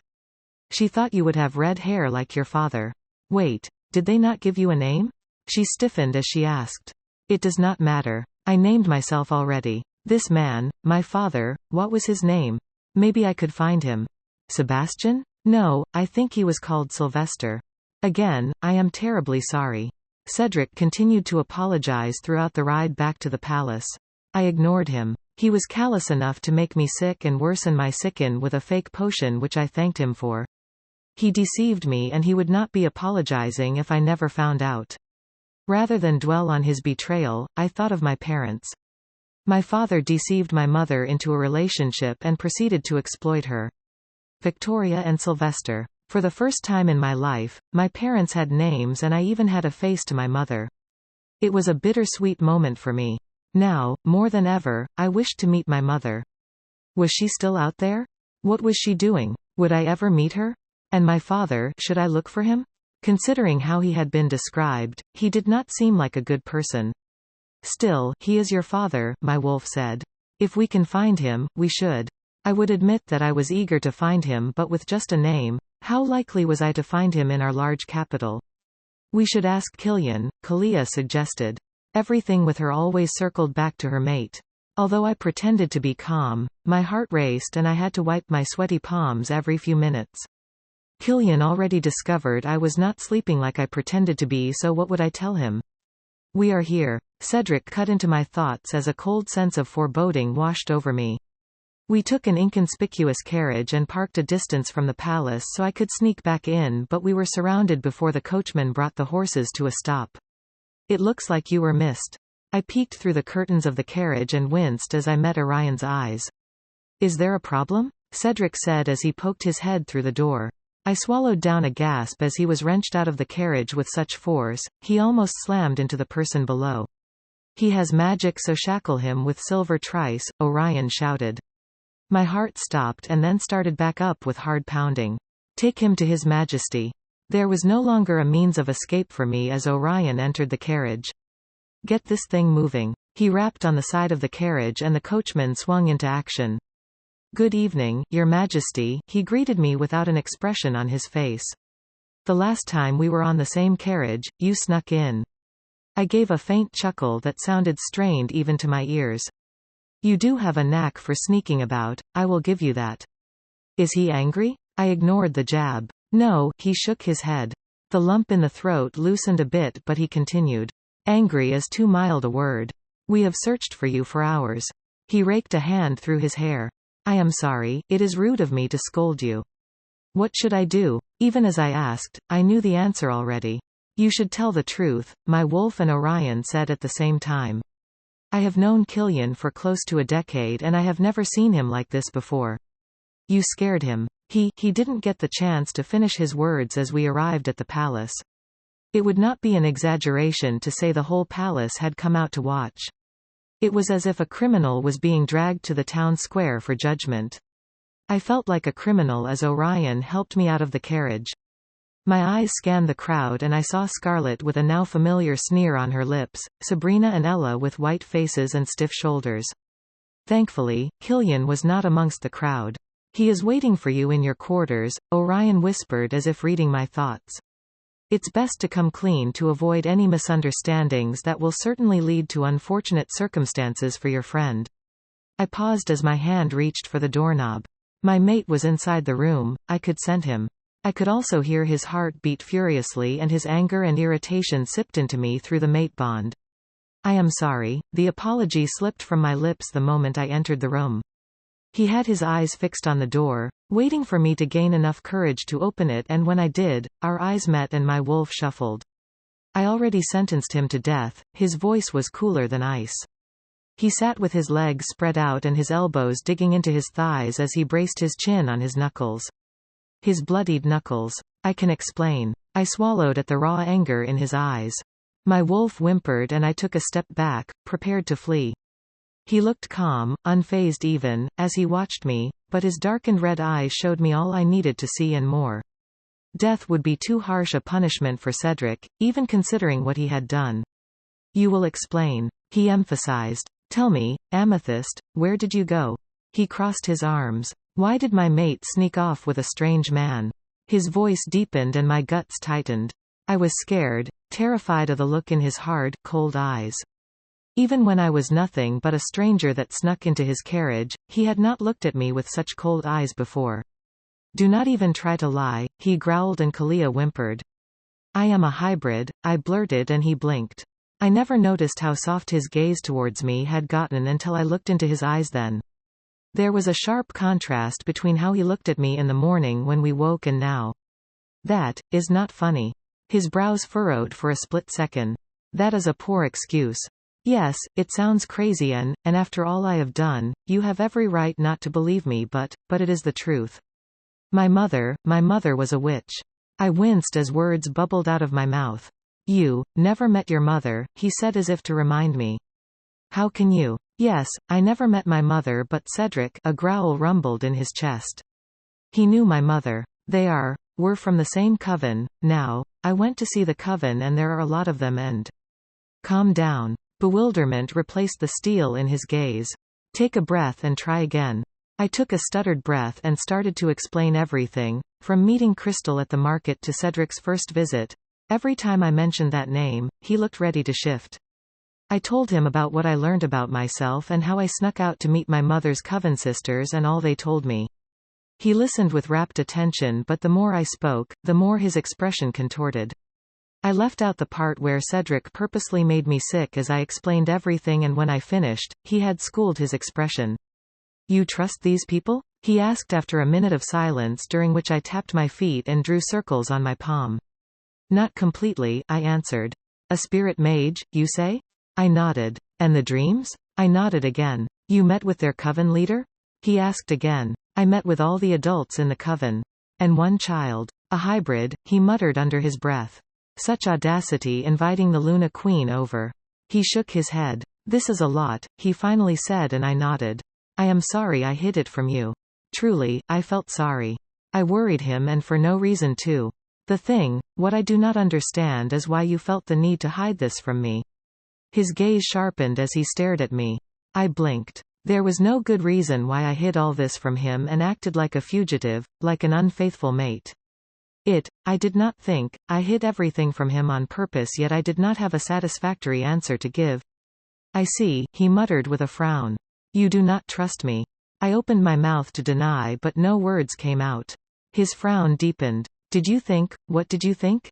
I kept my lips tightly sealed. What was I thinking? Killian chose me for a reason, because I was a nobody from no pack and with no family. Now, I could see the past, present, and possibly the future. I was under no delusion to think I now posed a threat to him, but I was no longer the amethyst he chose. The amethyst he chose was not a hybrid. Did you think I would exploit you? His lips curled and the air around him turned frigid. Did you think? I didn't think that, I cut him off. It's just, you. Would you choose me if you knew I was a hybrid? Yes, he replied in a heartbeat. You are forgetting one thing, though, he continued. You are no longer my chosen mate. I blinked. We are true mates. Killian. I thought you were better than Seth, but you are just as foolish as he was. The redhead across from me threw her head back and let out a peal of scornful laughter. Killian, I have loved you since we were kids. Scarlet Hawk, she cut me off. What makes me unworthy of your affection? She looked me in the eye as she uttered those embarrassing words. Did your father send you here to talk nonsense? I growled. Despite having a mate, it seemed the Hawks would never give up trying to get me with Scarlet. As the Alpha of Dark Moon, Alpha Hawk and I met twice a month to discuss business. Today, he sent his daughter as his successor and she had no interest in anything regarding business. No, I just have to get this off my chest. She gasped as if breathing was too difficult. I know it is shameful to ask this, but I need to know. Why do you hate me? I could list 1,001 reasons why I disliked Scarlet from childhood. As my brother's betrothed, she visited the palace often and she liked to prance around like she owned the place. The palace was my home, but it never felt as unwelcoming as it did when Scarlet visited. I was sent off to the battleground because of you. I reminded her. Truthfully, I hated her before she even started her tricks. I was only 15. It was a stupid thing. How old was I? You sent me to the war front. In actuality, my father sent me there to be killed. He wanted someone to get rid of the evidence of his shameful act, but it was Scarlet that started it all. Apollo. Scarlet Hawk, there is nothing to like about you. You are a despicable person who is currently wasting my time. How can you choose a woman who is brazenly going around with other men over me? She pursed her lips. The entire kingdom is talking about it and... Get out. Styx pushed to the surface before I could react. Kill. Now. A harsh growl spilt from my lips as Styx's anger intensified. Why? Yes, Your Majesty. Her voice cracked as she backed out of my office. The audacity of this wench. My wolf exclaimed. Dark Moon has to go. And fast. Call Orion, I said to the guard stationed at my door. She said nothing useful, did she? Orion snorted as he took a seat. These days it's as if Alpha Hawk does not think. You have a mate, so why is he still forcing his daughter down your throat? He needs a red-eyed grandson. A pin dropping would be too loud in the ensuing silence. Did you not think of that? Bitter laughter bubbled up my throat. He is not that shameless, is he? Orion frowned. No, I think he is that shameless. My beta's jaw looked ready to drop open. Of course, if a bastard can be the Alpha King, then the Alpha King's bastard can also become the Alpha King. Hawk would do whatever it took to see royal blood in his lineage in his lifetime. Unfortunately for him, he ruined the only chance of ever seeing that happen. Be careful. His brows furrowed and I knew he was thinking of what happened with Scarlet years ago. Those people. They are insane. My mate's face flashed in my head and I gritted my teeth. I had a hard time believing her dreams about Seth, but now I knew they were more than dreams. A hybrid. How is the Luna? Orion asked when my lips pressed together. Cedric has refused to say anything and I am worried that this will ruin our plans of joining hands with the mages. Forget about them. My beta blinked as I snarled. What? How can you say that after making me work so hard to? He cleared his throat as my eyes narrowed. But we have worked so hard to establish relations with them. He looked on the verge of cursing at me but he held his tongue. The mages were up to something and it made my skin prickle and my wolf snarl. Whatever they wanted from my mate would cost me too much. I swore to protect her, I muttered. I have to protect her. From the mages? Orion frowned. Not just the mages. Are they after her? I also had to protect her from myself. I have to protect her. But how would I protect her from myself? The emotions swirling in my guts were dangerous. How do I protect her? I raised my head and caught my beta's gaze. Assign her guards? He rubbed his chin. She is barely protected in the palace and if she wants to leave, Styx growled. I mean she may want to visit, he growled again. Or not. Orion pinched the bridge of his nose. How do I protect her from myself? My lips pursed. I promised to protect her, the way I feel, it is a threat to that promise. How is loving her a threat to protecting her? He frowned with his head tilted to the side. Is this love? It did not feel like love. Love was sweet and calm but this was madness. I want to have her in every possible way. I want to dominate her thoughts the way she dominates mine. I want her shackled. I trailed off. The words were too dark to utter. How could I tell another the wicked whispers in my head? If she senses half of this feeling, it would scare her away. And I would not be able to let her go. Ever. Are we talking about the woman that crawled into your carriage and even agreed to be your fake mate? Orion mumbled. With her fierce look, I'm having a hard time imagining her being scared of your feelings. But her fierce look was just a fierce look. Amethyst was not half as strong as her appearance made her out to be. Besides, I am sure she knows you are crazy by now, so I do not think. Every time someone looks at her the wrong way, I want to scoop out their eyes, I cut in. That's normal for an alpha. Every time her eyes fall on another man, I want to make sure he never appears within 1,000 feet of her. When I think of her leaving me, I am filled with the urge to lock her up someone only I can see her. That's crazy. My beta swallowed. It was crazy and I knew it. A sane person would not think of doing something so cruel to their mate. It was a crazy idea that I cast aside every time it entered my mind because the last thing I wanted was to hurt Amethyst, but she snuck off. The dread that ate away at my stomach yesterday was worse than what I felt on the day my father announced he was sending me off to war. Despite our mate bond, Amethyst did not seem to feel any attraction or attachment to me. What would I have done if she left me yesterday? I pinched the bridge of my nose as I leaned back into my seat. I was frustrated and there was nothing I could do.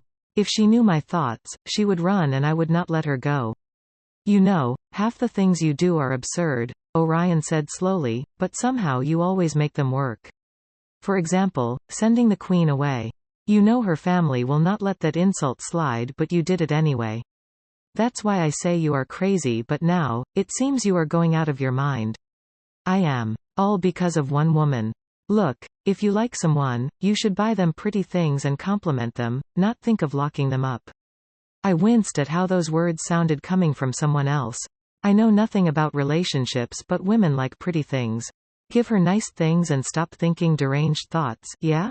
Pretty things. Could I get closer to someone who did not trust me with gifts? Was it possible to buy her affection? I would give anything to have my mate look at me with warmth, so it was worth a try. I made it to the front page of every single newspaper. The entire kingdom must be talking about me and how I snuck off with another man. There was a comment section at the bottom of one of the papers where people rubbed my name in mud. All the papers talked about how I threw the palace into turmoil with my philandering ways, and one of the papers went as far as suggesting I was not fit to be queen and that Scarlet was a better choice. There was even a comment from an unnamed palace worker that detailed how the entire palace went in search of me and the terror and horror that gripped the innocent workers in the face of the Alpha King's wrath. Interestingly, people were even waiting for my punishment for adultery. "This is terrible," Sabrina, who was reading over my shoulder, exclaimed. "How can they write such horrible things about you, miss?" She boiled with righteous indignation. "If only they knew what happened. His Majesty will take care of everything, so there's no need to get worked up," Ella cut into Sabrina's rant. "As for the worker that went to tell tall tales about Her Majesty, they only have themselves to blame for whatever punishment His Majesty metes out." "Ha. Yes, they must be punished," Sabrina agreed. "It would not surprise me if she was the worker in question." "But, miss, what will you do about this? It's not good for your image," she pressed. "It's been less than 2 weeks since your Luna ceremony where everyone sang your praise, and this sudden—" As Ella said, "His Majesty will take care of it." The papers were horrible, but it was interesting to see them demonize me like this after singing my praises days ago. "I think it'll be better if you release a statement yourself. You can tell everyone what happened yesterday and lay all the rumors to rest," she insisted. "I hate how everyone is talking about you like this." She pouted, and I chose to ignore her from then on. I only had today to rest before I went back to work, so I should take time to rest. I was humming a tune to myself as I flipped through a retelling of the kingdom's history when someone knocked. As usual, Sabrina rushed to open the door, and then she squealed. "Miss Amethyst," she screamed as she led in some men with boxes. "You've received presents." What is this?" One of them handed me a note as they laid out the boxes. "Can we open them?" Sabrina asked as she peeked into the first box. Thank you." I was in a daze as the men ushered themselves out. I skimmed through the letter and my heart stuttered. It was a simple and short letter in the writing I had come to associate with my mate. "These reminded me of you, so I got them. I hope you are thinking of me. Dear goddess, you are blushing," Sabrina yelled, reaching for the letter. Kalia growled and she took a step back. "I am not," I denied, but I did feel a bit warm and uncomfortable. "Let's see what's inside this box." I grabbed the box closest to me and opened it. "It's the royal silk," Sabrina screamed, half startling me. "Goddess, but it's so hard to get. I wonder how His Majesty got this." "Are you forgetting he is the king?" Ella cut in. The two girls started a long tirade about silk, but I zoned out as I felt the cool material. Why was he sending me silk out of the blue? "The next box. Let's see these," Sabrina yelled. I obliged her and reached for the next. "What? It's amethyst." The words in the letter flashed through my mind, and this time, I felt my skin heat. One by one, I opened all the boxes, and they were filled with different jewelry of all shapes and sizes. The more boxes I opened, the more bewildered I got. Why was Killian suddenly sending me gifts? Was it my birthday? I paused to think, but it was not my birthday. It was not our anniversary either. Was it a special day that I forgot about? I racked my brain for a reason behind the sudden gifts, but I found no answer. "Did His Majesty offend you?" Sabrina asked after we opened up all the boxes. No? If any one of us offended the other, I would assume I was the offender and not the offended. I mean, is today a special day? I regularly paused after opening each present to read his letter, and as I read it for the umpteenth time, I still could not fathom the reason for the gifts. "It's not your birthday, and His Majesty's birthday is still 2 weeks away. You both have completed your coronations, so I don't think today is a special day," Sabrina said with a frown. "Maybe this is his way of expressing his love," Ella murmured, and I blinked at her. His what?" My wolf was squealing while my mind was reeling. "Yes," Sabrina agreed. "Haven't you heard that men like to decorate the women they love?" "Dear goddess." She touched one of the many purple accessories and sighed. "Your mating is so dreamy," she sighed. "Oh, he must have seen the newspapers slandering me and now wanted to put on another show of love. There were no public functions to attend, so this must be his method of deceiving the public into thinking we were a loving couple." For a split second, I almost believed that the gifts could mean something more. "You should send him something in return," Ella muttered. Yes, it would be so romantic." Sabrina enthused. But, what could I get him? I watched the necklace and earrings made from amethyst and I wondered if I could get him something like that. Would he like rubies? His eyes always reminded me of rubies. Why did thinking of that make my skin heat? Cufflinks would be good. A brooch? How about a watch? I did not have a lot of ideas, so I asked the girls and only Sabrina had suggestions. Unfortunately, her suggestions were a bit overboard. Oh, a horse. I blinked at her. Why would he need a horse when he had so many carriages? Besides, we were wolves and wolves did not enjoy horseback riding.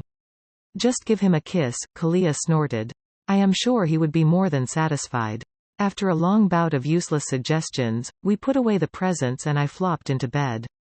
I tried to school my expression but my insides were dancing. It took a lot of effort to stop myself from going to peer into the drawer where we stored the jewelry.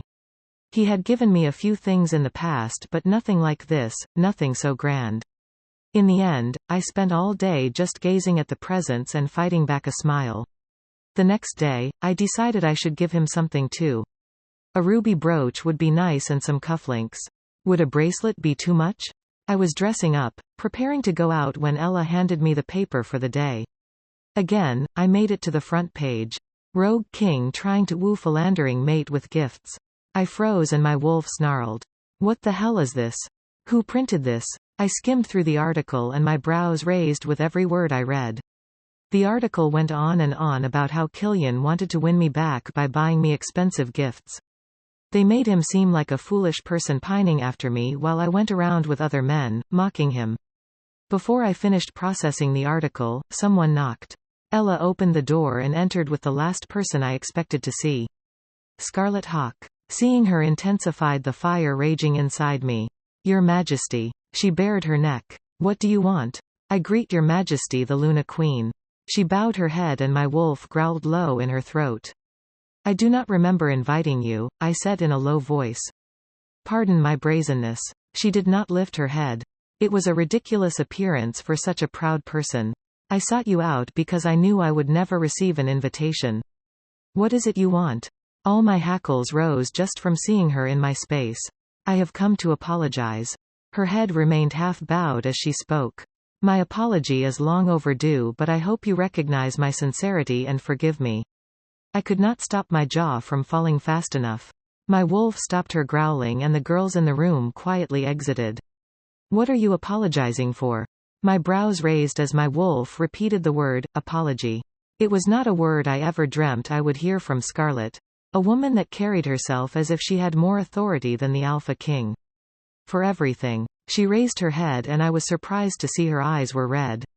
I was not stupid enough to lower my guard around a viper, but I would admit I was curious, so I offered her a seat and called Sabrina to serve refreshments. I watched her as she lifted her teacup with more poise and grace than my etiquette tutor could ever instill in me. I am curious about your apology, Scarlet. I broke the silence in the room. Why are you suddenly apologizing? My father. She set her cup down. I was surprised at how easily she confessed. My father has something planned and it scares me. She looked me dead in the eye and Kalia flinched. What does he have planned? I asked, but she shook her head. I cannot say because he does not trust me enough to tell me. How convenient. Why would Hawk not trust his flesh and blood? She took me by surprise with her apology, but I was not buying her sudden repentance. Hawk must be out to deceive me into letting my guard down. My father is. She paused to choose her words.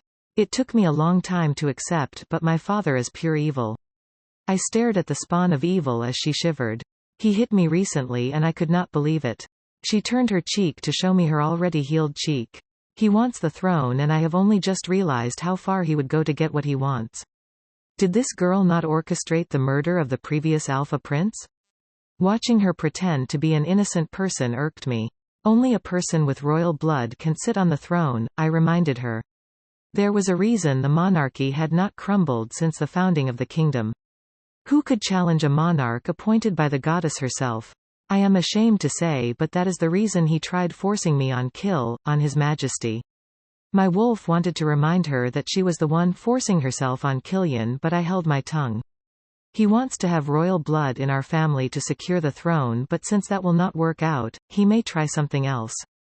Trust me, I know my father and I know he can incite a rebellion.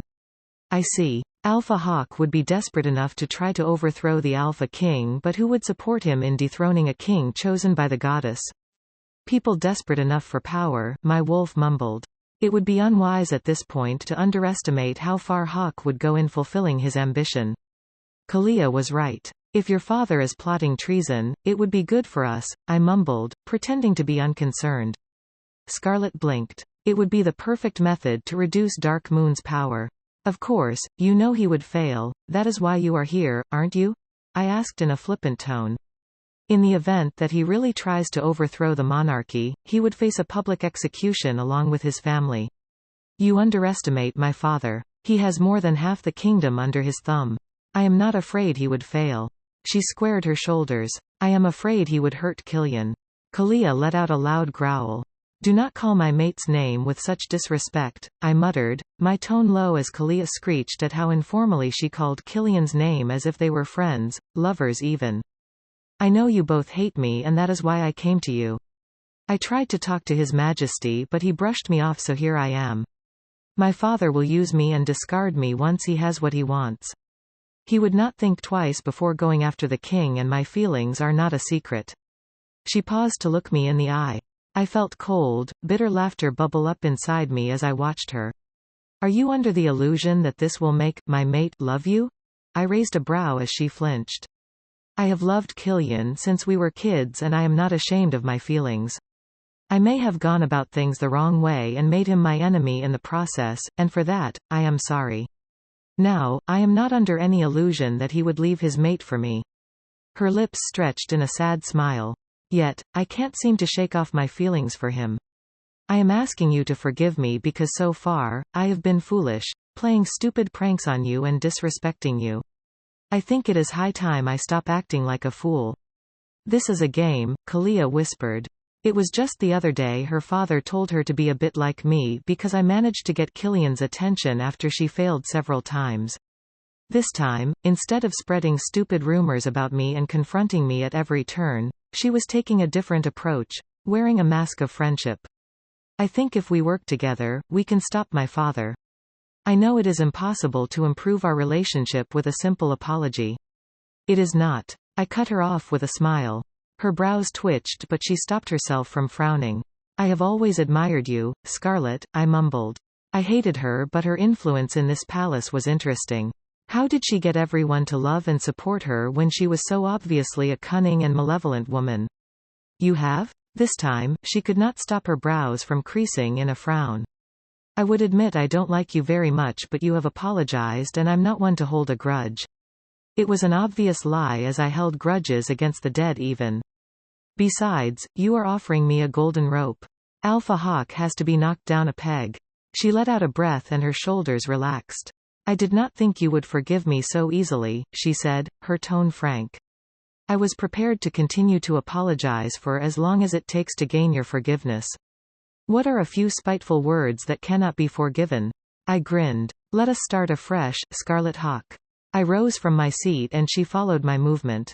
Come, I was on my way to buy gifts for my mate. You can accompany me. I stretched out a hand to her and she observed my hand for a moment before taking it. We may not be able to beat Alpha Hawk at his game considering his arsenal, but I had better foresight than he did and I could poke holes in his plans and force him to make a desperate move. I just had to find a way in which Scarlet would be of use to me. People paused to stare as Scarlet and I exited my quarters hand in hand. If I had seen this in a dream, I would have dismissed the dream as a lie. Scarlet and I holding hands like friends would not have happened even in my most bizarre dream. My heart sank as we came down the stairs. My eyes, as if drawn by a magnet, immediately found my mate. He stood with a smile on his lips, a smile directed at another woman. My chest became stuffy as I climbed down the stairs. I clenched my fists when my heart tightened. He said something and the woman laughed, a dainty sound that made my mate's lips stretch. My wolf growled when she touched his bicep and Killian raised his head. The smile on his lips fell. Scarlet Hawk, Killian growled and the woman beside him took a step away from him. I greet your majesty the Luna Queen, the woman greeted with a bow. I wished she would disappear from my sight. Looking at her made my wolf growl loudly and my chest tightened even more. The longer I looked at her, the clearer the emotion boiling inside me became. Hatred. Hatred bubbled inside me and I blinked, gritting my teeth when I realized I was glaring at a person I just met. I wanted to grab her and toss her out of the palace, but thankfully, I had better sense than to act on the sudden unexplainable hatred cooking my insides. Raise your head. I forced my tone to be calm. She glanced at me when she raised her head but ducked her head when she caught my glare. I am Eliza Bale. She introduced herself with a bow. Another Bale? What are you doing with her? I did not realize Killian had climbed up the stairs to pull my hand from Scarlett's. He turned to her but she did not as much as flinch. Scarlett and I are friends now, I blurted out and he blinked. Who is she? I nodded at the woman he left behind. That's Eliza. Even hearing her name from him annoyed me. I pressed my lips together, surprised at my reaction.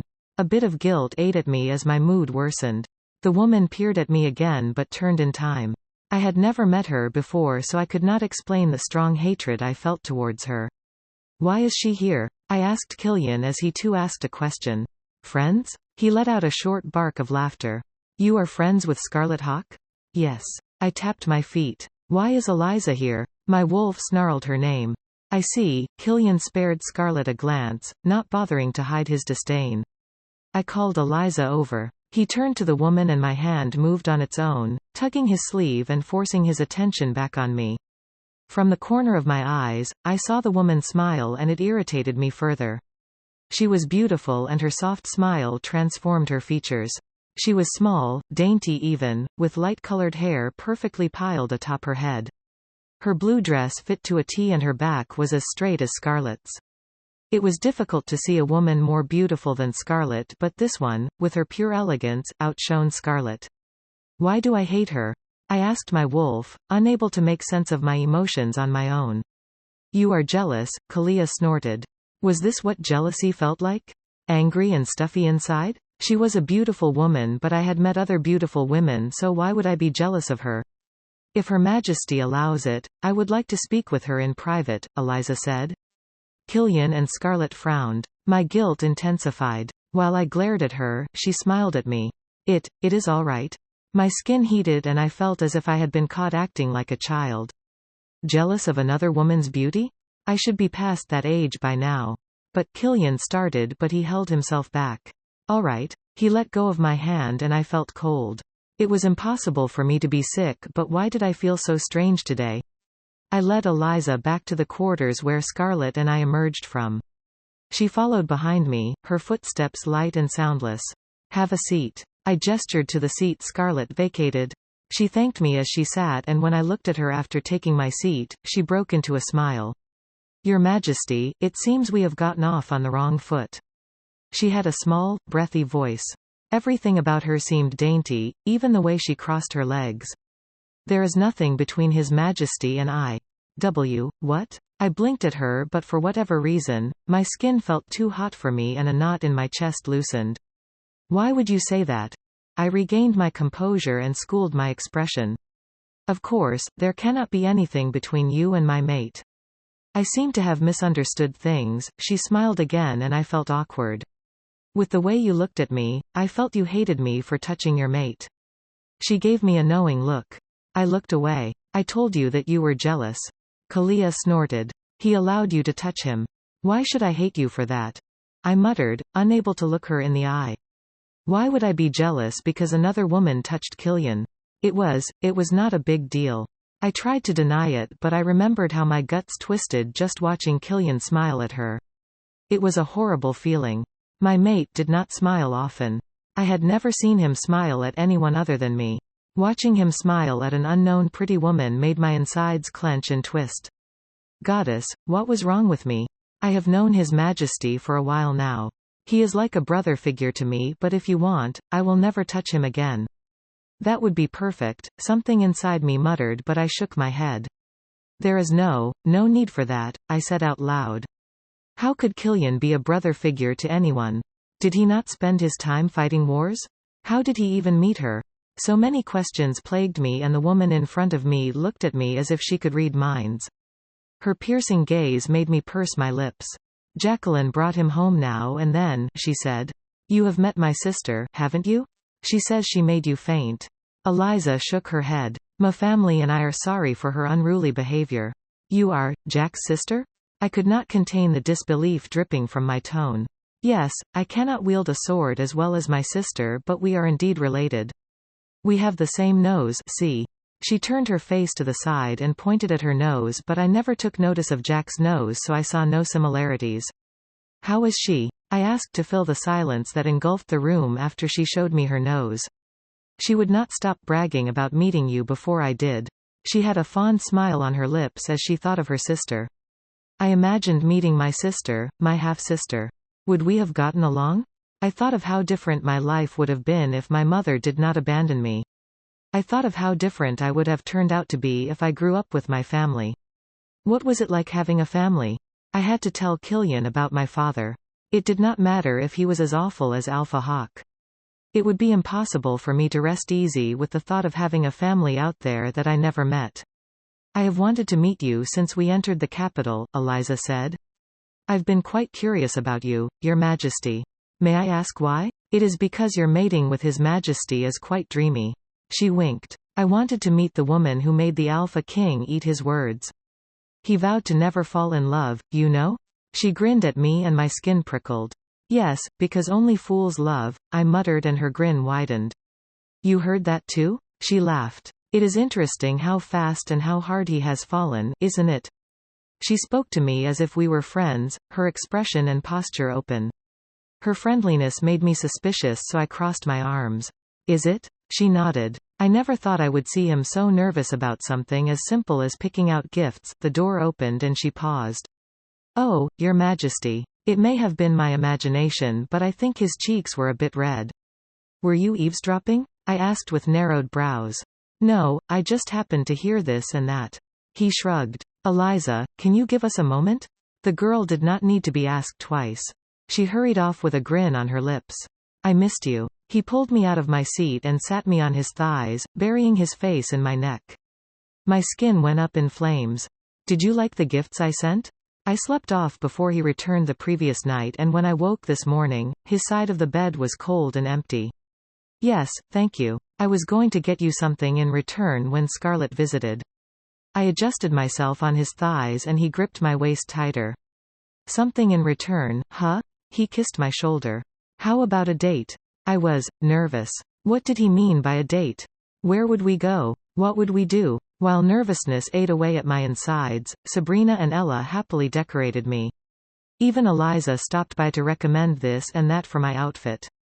She seemed to think we were now friends after sharing a cup of tea. The initial hatred I felt had vanished as fast as it appeared. She was the last person on my mind at this point as Killian filled my thoughts. And done. Sabrina bowed with a dramatic flourish when I got into my dress. I think His Majesty will fall in love with you all over again today. Eliza clapped her hands. But he is not in love with me though. I kept my thoughts to myself, unwilling to ruin the boisterous atmosphere in my dressing room. Looking into the mirror, I could barely appreciate my appearance due to nervousness. Killian proposed a date out of nowhere, and although I refused, he was persistent. Did the Alpha King have the luxury of spending a day away from work? You look even more dazzling than usual, Your Majesty. Eliza had sugary lips, so she jumped into singing praises for me, but I could only force a smile. Although the dress was dazzling and the makeup was perfectly applied, I only felt my natural plainness had been hidden underneath all this garb, so all the flattery came in through one ear and went out the other. I left the palace in an overtly adorned carriage with my heart in my throat. Alone in the carriage, I took time to collect myself. Killian's sudden strange attitude left me feeling awkward. He unexpectedly sent me gifts and asked me on a date. Did this have anything to do with my hybridity? Maybe he needed something from me and wanted to butter me up.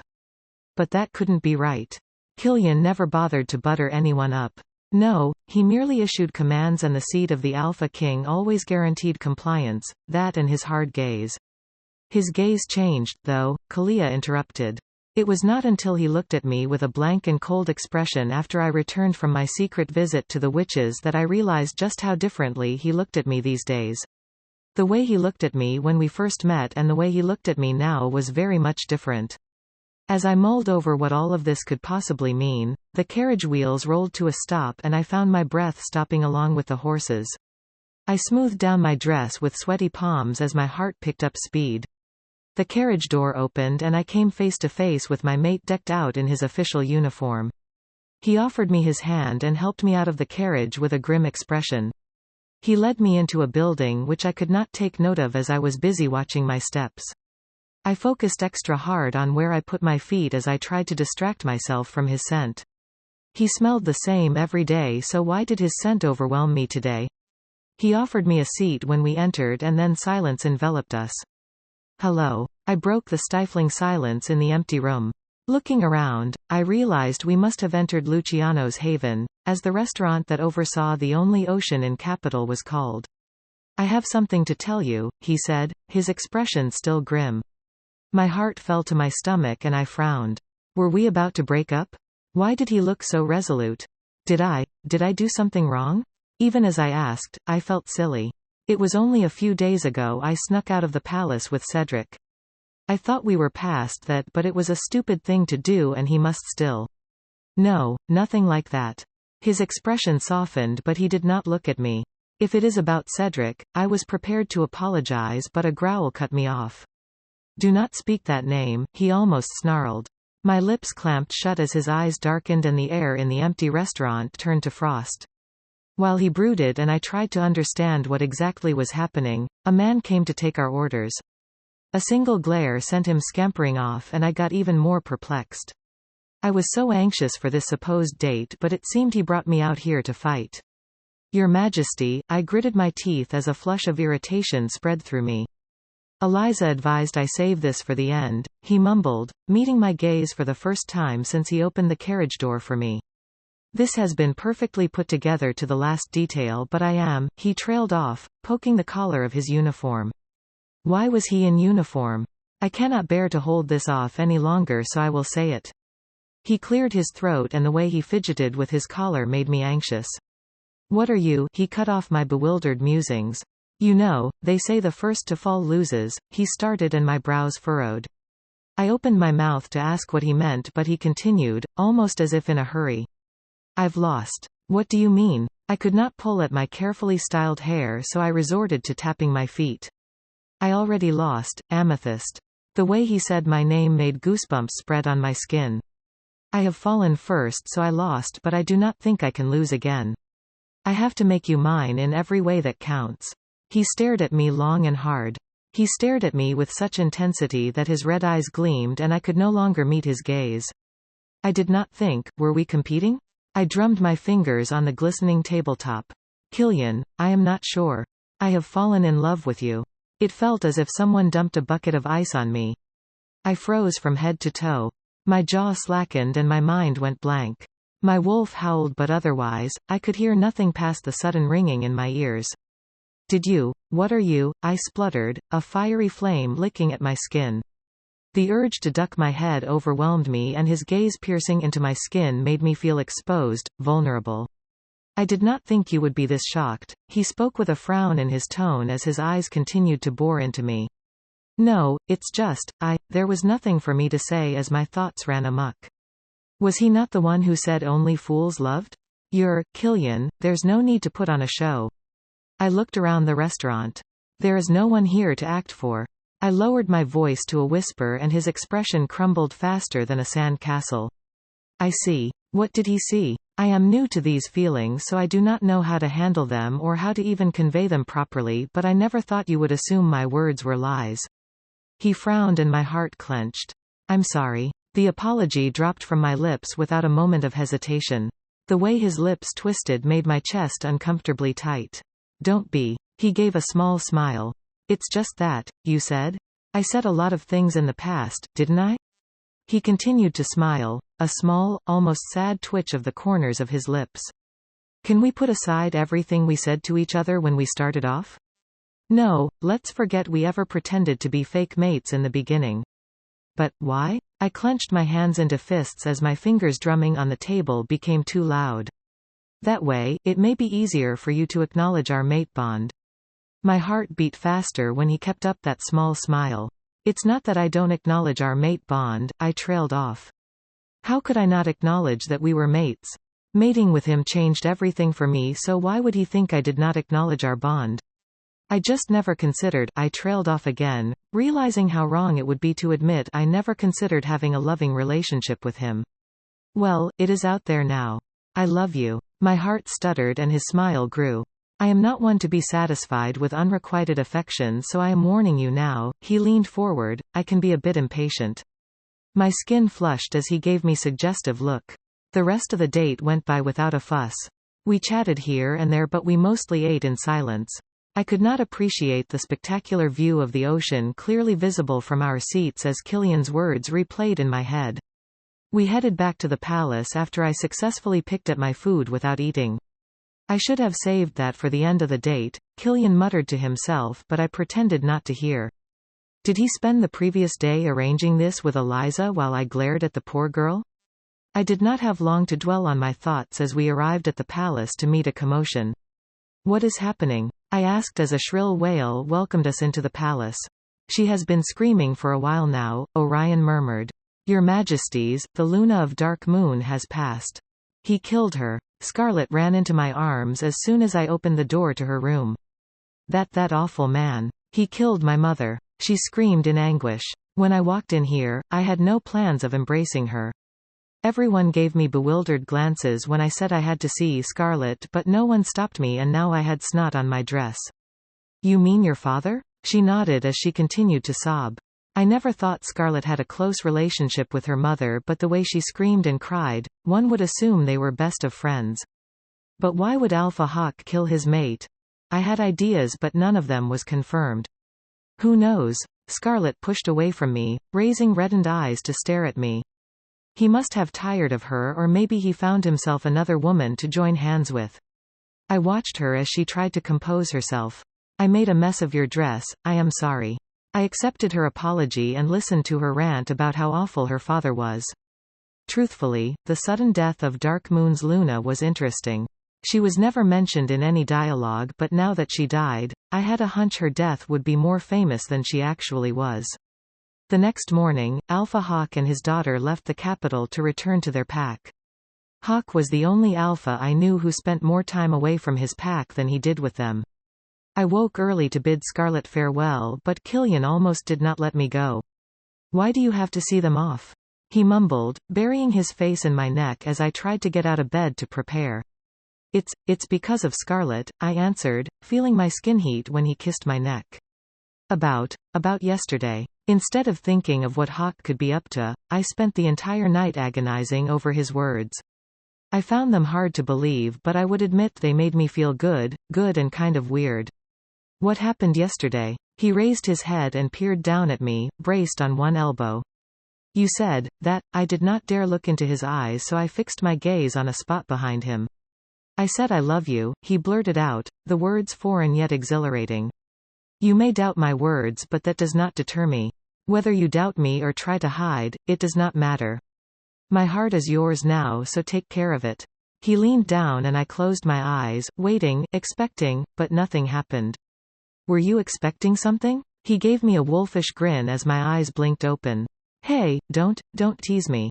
I froze after I spoke, memories of our first night flashing in my mind. He seemed to be thinking of the same thing as his eyes slowly darkened. It had been a while since he touched me and I almost gave into the heat in his gaze, but I remembered I had a mission. Scarlet would be away from the capital for a while, and to strengthen the pretense we had going, I planned to show up to see her off. You are beautiful, my mate murmured from above me, and then he buried his face in my chest. He could hear my heart skip a beat and start to pound a frightening rhythm, but thankfully, he said nothing. I remembered the day we started all this, the day he claimed me as his fake mate. After living my life surrounded by people that enjoyed putting me down, I had learnt to ignore every hurtful word, sieve out every insult and pretend to not hear the cusses directed at me, but then I met Killian and for the first time in a long time, I faced someone whose words mattered to me no matter how much I tried to cast them aside. On the day our ruse began, he told me he found nothing enticing about my body. Once, he even said I looked like a boy. I want to believe you, I muttered with a sigh. It would be so much better for him to love me than for us to continue pretending to be a loving couple. Wouldn't the real deal be better than the fake? But it's hard, right? He asked, his words muffled against my chest. You are right, I said. We should start afresh. I felt his smile through my thin nightdress. Thank you. He raised his head. And I am sorry, for making it hard for you to believe me. If I asked, would he apologize for the snide comments? For the dismissive glances and disregard with which he first treated me? I did not have time to ask as I had to get dressed as soon as possible to meet Scarlett. You did not have to come out to see me. Scarlett was dressed in a black dress with a black veil covering her face. I am sorry I caused you such inconvenience. It's okay. I forced my lips to stretch in a smile. I had to strengthen this fake friendship as fast as possible so I could unravel their plan faster. The mourning period is for 30 days, so I may be away for a while. Although she stood dignified, she still managed to seem pitiful. Take care of yourself. I will write you if I notice anything suspicious. She whispered the last part and then she set off for her pack. The atmosphere around the palace was somber for days after the Hawks left. The workers moved as if the Alpha King was the one who died, and anyone who dared speak above a whisper was met with a glare. This is such a depressing atmosphere, Eliza exclaimed with a sigh. Every day, Eliza dropped by for a chat and surprisingly, I came to enjoy her company. It may be because she was scarily smart and thus made my work easier, or just the fact that her friendliness was hard to ignore, but I started to look forward to her visits. Aside from the everyday duties of looking into the palace's management and familiarizing myself with the pack, Killian's birthday was coming up in a little over a week. It was the first event I was in charge of and I was determined for it to be grand and hitch-free. I didn't know the workers loved Dark Moon's Luna so much, I murmured, trying to decide if a 5-tier cake was too much or too little for the celebration. It's Miss Scarlett everyone is worried about. She cried so much and it surprised me. I had heard she hated her mother, Eliza said. The Hawks are up to something, for sure. I bit my lips as I debated with my wolf over designs. It's only a matter of time before they meet their end. Eliza sneered with venom dripping from her words. I raised my head, surprised at her uncharacteristic behavior. She shrugged at my slackened jaw. Alpha Hawk likes to bully my father. I hate him. A knock on my door halted our conversation. I raced to the door, already knowing what to expect. Every day at noon, Killian sent me presents. From exotic tea to little notes, he made sure I received a delivery in his name every day. Today, I received colorful desserts and a simple note. I miss you. My lips twitched as I read the note. Right. I cleared my throat when Eliza giggled. I should get him something. After stuffing my face with sweets, I exited my office with Eliza and prepared to go out. Surprisingly, I met a ridiculous obstacle. Does this mean I have to shift to go out? I asked, my brows furrowing. None of the stable boys could look at me as they spouted impossible excuses.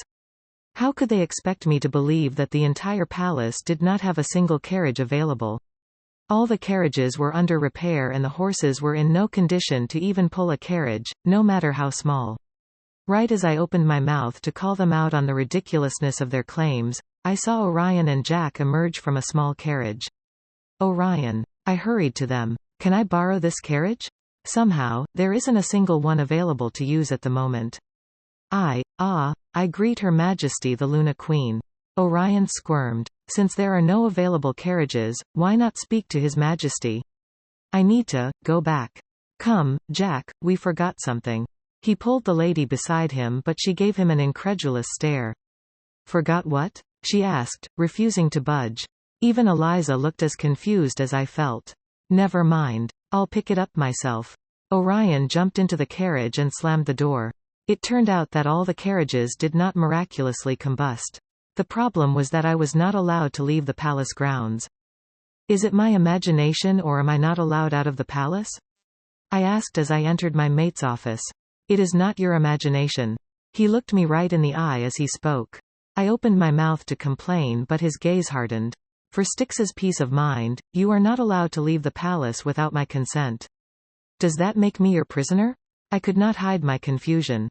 No, that makes you my mate that ran off with a strange man. I could not meet his eyes after that. Was it not a bit excessive to restrict my movements? I hadn't even had any contact with Cedric or his coven since that day. I have an event to plan. You can invite any vendor you need to the palace. It seemed he had this figured out, but I was too surprised to speak or refute his argument. I'd never had my movements restricted like this before, so I didn't even know what to say. I am not going to run away. I tried to reason with him, but his lips stretched as his red eyes darkened. I flinched, leaning back into my seat as the temperature in the room dropped. Where will you run to? I blinked as his expression became increasingly ferocious. He leaned forward, arms on the desk. Where would you go, Amethyst? I looked from him to his fists tightly clenched atop the desk. He looked at me as if I said I was running away and not the opposite. I am not going anywhere. I had nowhere to run to, and he of all people knew that. He chose me for that very reason. There is nowhere you would go that I would not find you, Amethyst. The way he called my name made me frown. He growled, no, he sneered my name. So do not even think about leaving. Are you all right? His eyes had darkened to the point of being frightening. His gaze hardened and his body closed off. Fine, he growled, leaning back into his seat. He scrubbed a palm down his face with his face lifted to the ceiling. I just wanted to pick out a gift for you. There was no reason to feel embarrassed admitting that much, but I felt my skin heat. It's not as if I had planned to run off from there. I haven't seen Cedric since. He cut me off with a growl, but I expected it. And I never contacted the witches since then, I explained as calmly as I could. It was frustrating and embarrassing to be all but confined to the palace, but it was my fault that he did not trust me in the first place. If it is to choose a present for me, isn't it right to have me accompany you? He held my gaze and gave a dazzling smile, his red eyes lightened and the darkness and gloom hanging in the room dissipated. I avoided his gaze as his smile all but threatened to blind me, and not for the first time. I wondered if he was bipolar. You have work. I gestured at the piles of documents surrounding him. This? He rolled his eyes as if they were irrelevant pieces of parchment rather than the business of the kingdom. Orion can have a go at them. What is the use of a beta if I still end up working myself to death? He pushed out of his seat as he spoke, grabbing his coat. Now that you have mentioned presents, I am a bit excited. He offered me a hand and I hesitated for a split second, but he grabbed my hand and escorted me out. The same stable hand that declared all the carriages were bad and the horses fatigued got out a magnificent carriage in less than 5 minutes, and then a horse for the escort. He kept his head bowed as we boarded the carriage, avoiding my gaze. I applauded his talent for lying shamelessly. What are you getting me? Killian asked once the horses trotted out of the palace gates. I assumed it would be shameless to ask like that, but he did not bat a lash as he spoke. He kept his eyes fixed on me with a small smile pulling at his lips. His excitement leaked into me through our mate bond, so I knew he was not just pretending to be excited. Since I had nothing definite in mind, I told him the truth. My plan was to roam about a bit and hopefully find 1 or 2 things good enough to give the Alpha King. Jewelry? It sounded like a question as I spoke. Would you like to get fitted for new clothes? Yes, we should start with clothes. His grin expanded. Luckily, Marion's boutique is close by. We pulled up to a small woman's boutique unannounced and she swayed on her feet when Killian and I entered. I greet your majesties, the Alpha King and his Luna. Killian hummed, ignoring her greeting as he looked around the place. What do you think about that? He pointed to a dress on display and I frowned. That is a dress? Yes, I think the color suits you. The design is a bit excessive. Madam Marion, let us see your fabrics catalog. Your Majesty, we can bring everything to the palace. I am afraid my boutique may be a bit too humble to accommodate you. But we are here already. His grin turned sharp. Besides, it was not so humble a few years ago when I visited. She gulped. Your Majesty. Why are you wasting my time, Marion? She did not need to be asked twice. She rushed off on wobbly legs. Killian continued to hum as we were served refreshments. What are you up to? I whispered as any loud noise may startle the girl serving with her head downcast and her spine stiff. I did not blame her. I could only imagine how nervous she felt. Before we think of gifts for me, we should first get you a dress for the event, should we not? He asked with an innocent smile that hid nefarious motives. We might as well kill 2 birds with 1 stone, or as many birds. Before I asked what he meant, he fixed a stern glare on the girl pouring us tea. "What are you doing?" he asked in a cold tone as he leaned forward. The girl raised her head and found the Alpha King glaring at her. Eep. She dropped the cup and it shattered, hot water spilling everywhere. "Amethyst!" Killian exclaimed, reaching for me. "Are you hurt?" He flew to his feet, crouching before me. Belatedly, I realized a bit of boiling water had splashed on my dress. "I am fine." My dress was full enough to protect my skin, but Killian gritted his teeth as he inspected my left foot. Your Majesty," Marian emerged with the catalogues he requested. They dropped from her hand when she saw him crouched before me and one of her aides crying in the corner. Her eyes moved from Killian to me and then to the 4 other workers on standby who had their heads bowed. "What happened?" She swallowed thickly as she came closer. "You are in trouble," my mate said as he slowly raised his head. "Did you order her to do that?" To do what, Your Majesty?" The poor woman lost all her color in the blink of an eye. "Look at her feet." There was nothing wrong with my feet, and when I tried to tell Killian that, he ignored me. "You have harmed my queen." "Your Majesty, I am closing this place," he declared, and Marian swayed, bracing herself against a wall. "Pray to the goddess that this does not scar, else, the price will be hefty." With that, he all but hauled me out of my seat and deposited me in the carriage. "What is going on?" I could not help but exclaim when we entered the carriage. "I am sorry. Harold will treat your wounds." He raised my dress again, but this time, I slapped his hand away. "I said I am fine." I exclaimed. "What happened in there?" He sighed, messing up his perfectly slicked back hair. "I made a mistake and you got hurt. To weaken the opposition, their biggest pillars have to go. I had hoped Marian would make a mistake big enough to cut her, but in the end, I hurt you.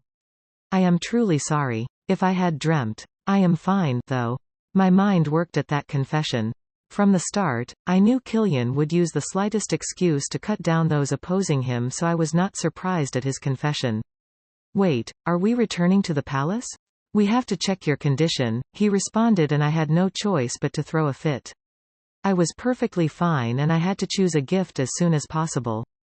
In the end, we visited a few more stores, but in every store, he picked out things for me, and when I asked about what I could get him, he said he would get something in the next store, but the same thing repeated itself in every shop we entered.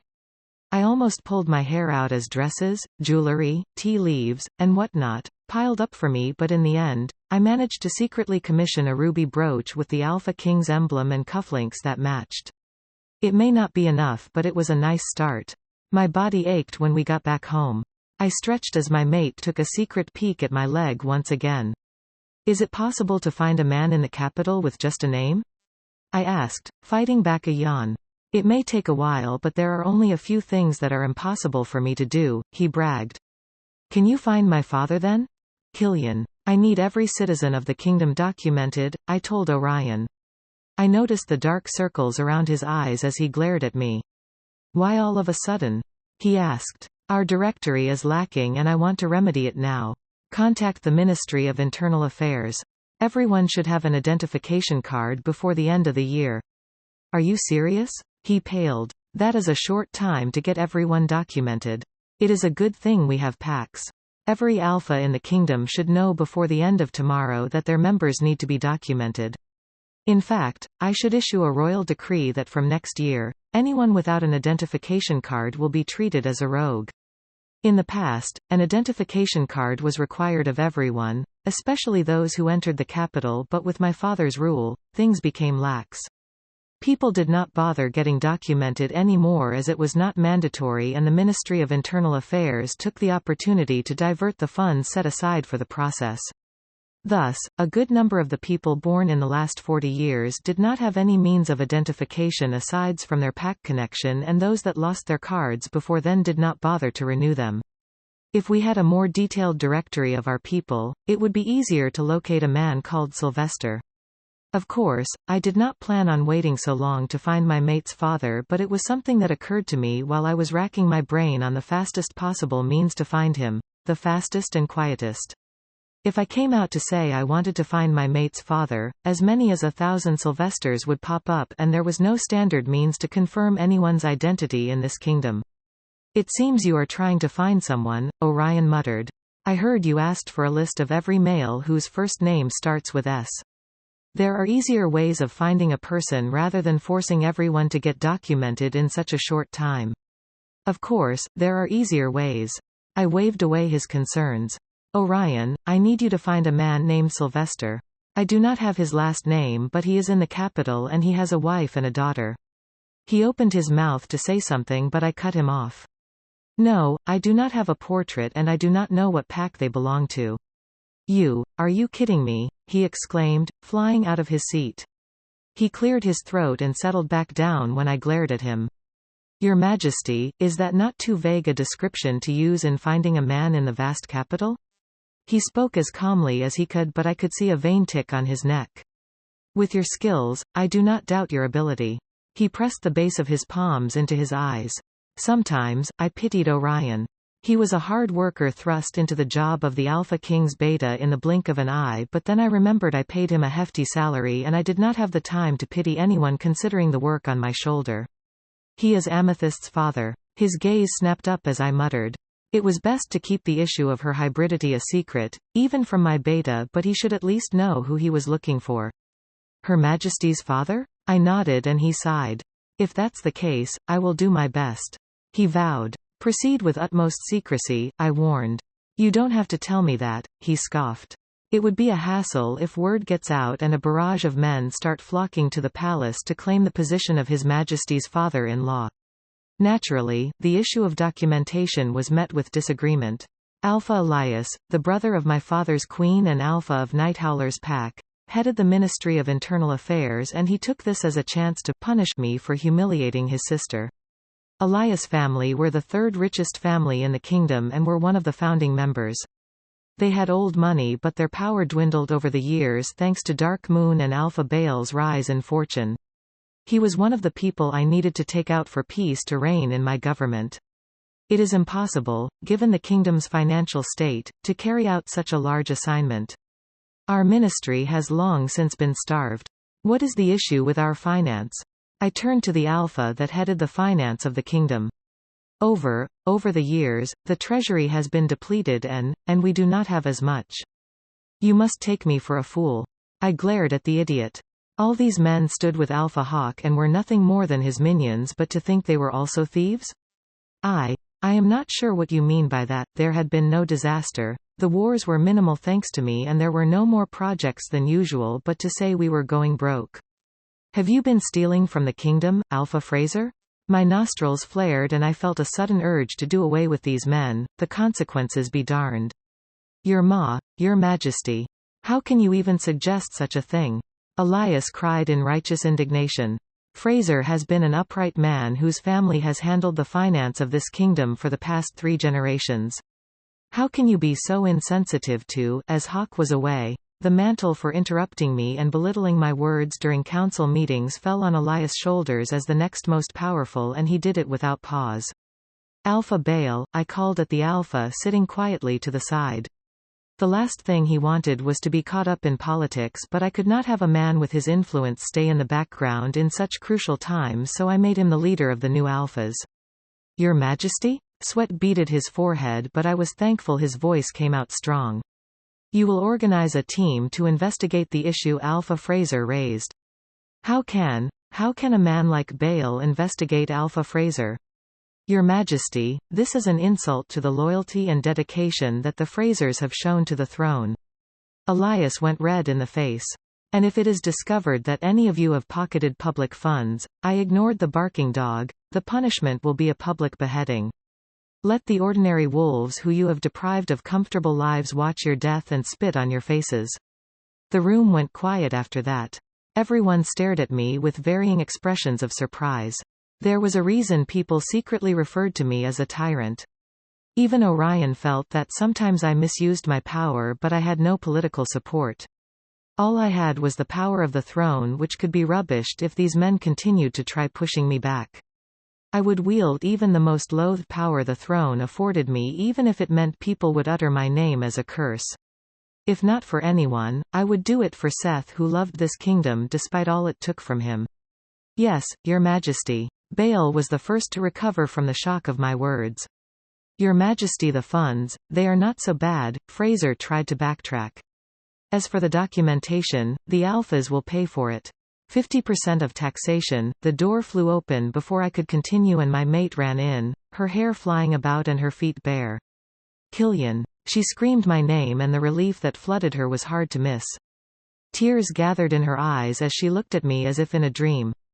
Woman, this is no place. Elias started in a growl. This meeting is over. I got out of my seat as she tried to leave.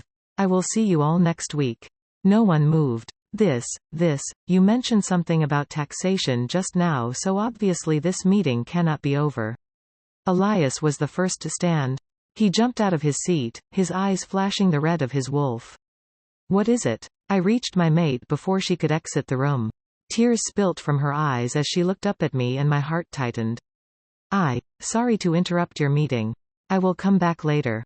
Good. Elias huffed. I turned to them and the other members of the council started to get out of their seats one after the other. Elias' face reddened as people started to file out. Leave, I spoke as he opened his mouth to spout more nonsense. Amethyst? She buried her face in my chest and I could only hear her muffled sobs. What is it? My heart thundered as she clung to me, her hands gripping my shirt with enough force to rip the material. Don't leave me, she muttered and then she continued to repeat the same words. How could I leave you? Did she have a bad dream? I didn't have the time to ask any more questions as she went limp in my arms and horror choked me. I had a dream. The preparations for Killian's birthday were a bit hectic. I had to put in a lot of hours to ensure nothing fell short, thus I barely got enough sleep. I didn't even know when I fell asleep that day, but I was bone tired. It started like this. I am sending you alone to the capital, Alpha Hawk said to his daughter. They were both dressed in black but there was no sign of mourning in the atmosphere around them. As my successor, you will get the opportunity to work closely with the Alpha King. She nodded to show she understood what he was driving at. Do not fail this time. Yes, father, Scarlet answered, seeming subdued. This is the last opportunity. If you do not produce the next king, I will have to find a way to achieve what I want. The scene shifted so abruptly that I felt confused and disoriented and then my throat went dry at what I saw. Killian, I whispered. I did not register the chaos around me. My eyes were on my mate and the stain spreading on his shirt. I gave you so many opportunities but you persisted with your arrogance and for what? Hawk laughed. Killian. I turned as I heard my voice and there I was, held back by the palace guards as my mate bled out right before me. Let her go. Blood spurted from his mouth as he spoke and I saw hair cover his arms and then recede as he tried to shift but there was a long silver spear impaling him to the throne. I have to do something. I moved in the dream but there was not much I could do as I was not actually there. My chest hurt as I sprinted to the throne, trying to get to my mate but I may as well have been crawling. Killian. My actual self continued to call out in a shrill voice but all Hawk did was laugh. A new era has come for the kingdom. An era where competent men rule and not bastards born from slaves. Hawk mocked. If indeed your line has been blessed by the goddess, don't you think that she would come down to save you? He raised his head to the ceiling as if waiting for a sign and then he continued to laugh. Your kind have had this kingdom underneath your feet simply because you have red eyes, deceiving us into thinking you are blessed but you are a fraud, aren't you? Dark Moon has always been the true power of this kingdom yet we had to swear fealty to our inferiors. Ah! He exclaimed, his face contorting as he took a step forward. Thinking about it puts a bitter taste in my mouth. Alpha Hawk, my mate spluttered. You will regard me as His Majesty, Alpha Hawk the First. His eyes gleamed. The first monarch of the era of the liberation of all wolves. Do whatever you want. He was fading away as I watched. But my mate. His eyes went to the side and I turned again to watch myself struggle against a barrage of palace guards. You will not witness the new era but she must. History will remember your lineage as the impostors that held the kingdom hostage for centuries but mine must be preserved. He waved a hand and the guards holding me let me go and I saw myself running to him, stumbling in front of him as I tried pulling the spear from his chest. It was made of silver and it must burn. I almost felt the sting of the silver on my hand as I watched myself battle for my mate's life in third person. I love you. Blood poured from his mouth as he spoke. You have been the best thing. Stop it. Tears stung my eyes. You can say that another day, but not now. You said you would tell me that every day, so tomorrow. Even as I blubbered, I could see the light fade from his eyes. You can't die. You can't. I love you and I am sorry I failed to protect you. Killian. Find Cedric. Killian. I exclaimed when his eyes started to close. He knows what, and that was the end. I watched my mate take his last breath and mine hitched. My eyes darted around the palace. They all looked at me without remorse or regret. Killian, you can't leave me. Please, I watch myself pull out the spear at last.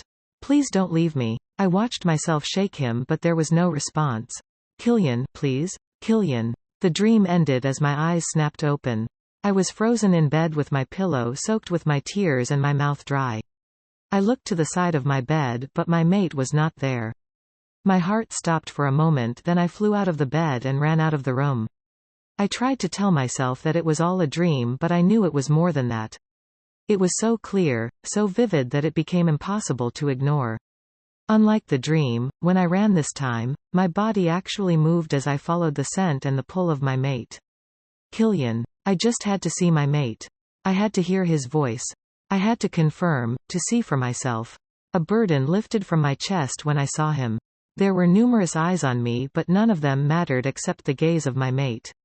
He was alive. I wanted to hug him but the eyes boring into me became too intense to ignore. He was alive and that was enough. That was enough for now. I wanted to leave, to not be a nuisance to him while he worked, but he came to me and he held me and having my hands around him made me forget all about not bothering him. My chest tightened to the point of pain. My tears and snot wet his shirt but he held me still. I kept saying things that made no sense and he continued to hold me. It felt as if a heavy hand lay on my chest, pressing down hard, and then it felt as if I was falling. Overwhelmed, I clung to him tighter, scared that if I let him go for even a second, that horrible dream would become a reality. Even as breathing became increasingly difficult, I held my mate and then my eyes closed again. I was transported back to the same dream, watching my mate die in front of me, staked on his throne. When I felt as if it was coming to an end, it started all over again and thus, I was forced to watch my mate die in front of me time and time again. As I screamed, shaking my limp mate to open his eyes, to smile at me or show even the faintest sign of life, my eyes fell on a woman. I did not know her but it seemed that me in the future did. How could you do this to me? I screamed at the woman, pointing bloody fingers at her. My hands were coated in my mate's blood and my wolf howled. It was the only way. The woman too had tears in her eyes. It was the only way I could protect you so I took it. Forgive me. She bowed her head. Protect me? I screamed at her. We are true mates. You have killed me already. Her eyes widened. Number. He said, he told me you are nothing but chosen mates so his death would not affect you. If anything happened to Killian, I would follow after him in a year at most. We were bonded already so our lives were tied to each other. How selfish you are, doing things to assuage your conscience and making decisions for me without thinking of how I would feel. I grabbed the spear stained with my mate's blood. You have always been a useless mother. It was clear what I was going to do with the spear. I saw myself step towards her but she did not move, she did not even flinch as it pierced her. I am sorry, she said, gritting her teeth as I pushed the spear deeper. I thought I was doing my best for you but I failed you. Her magic flickered and her appearance blurred as she stumbled, the effect of the silver hitting her bloodstream.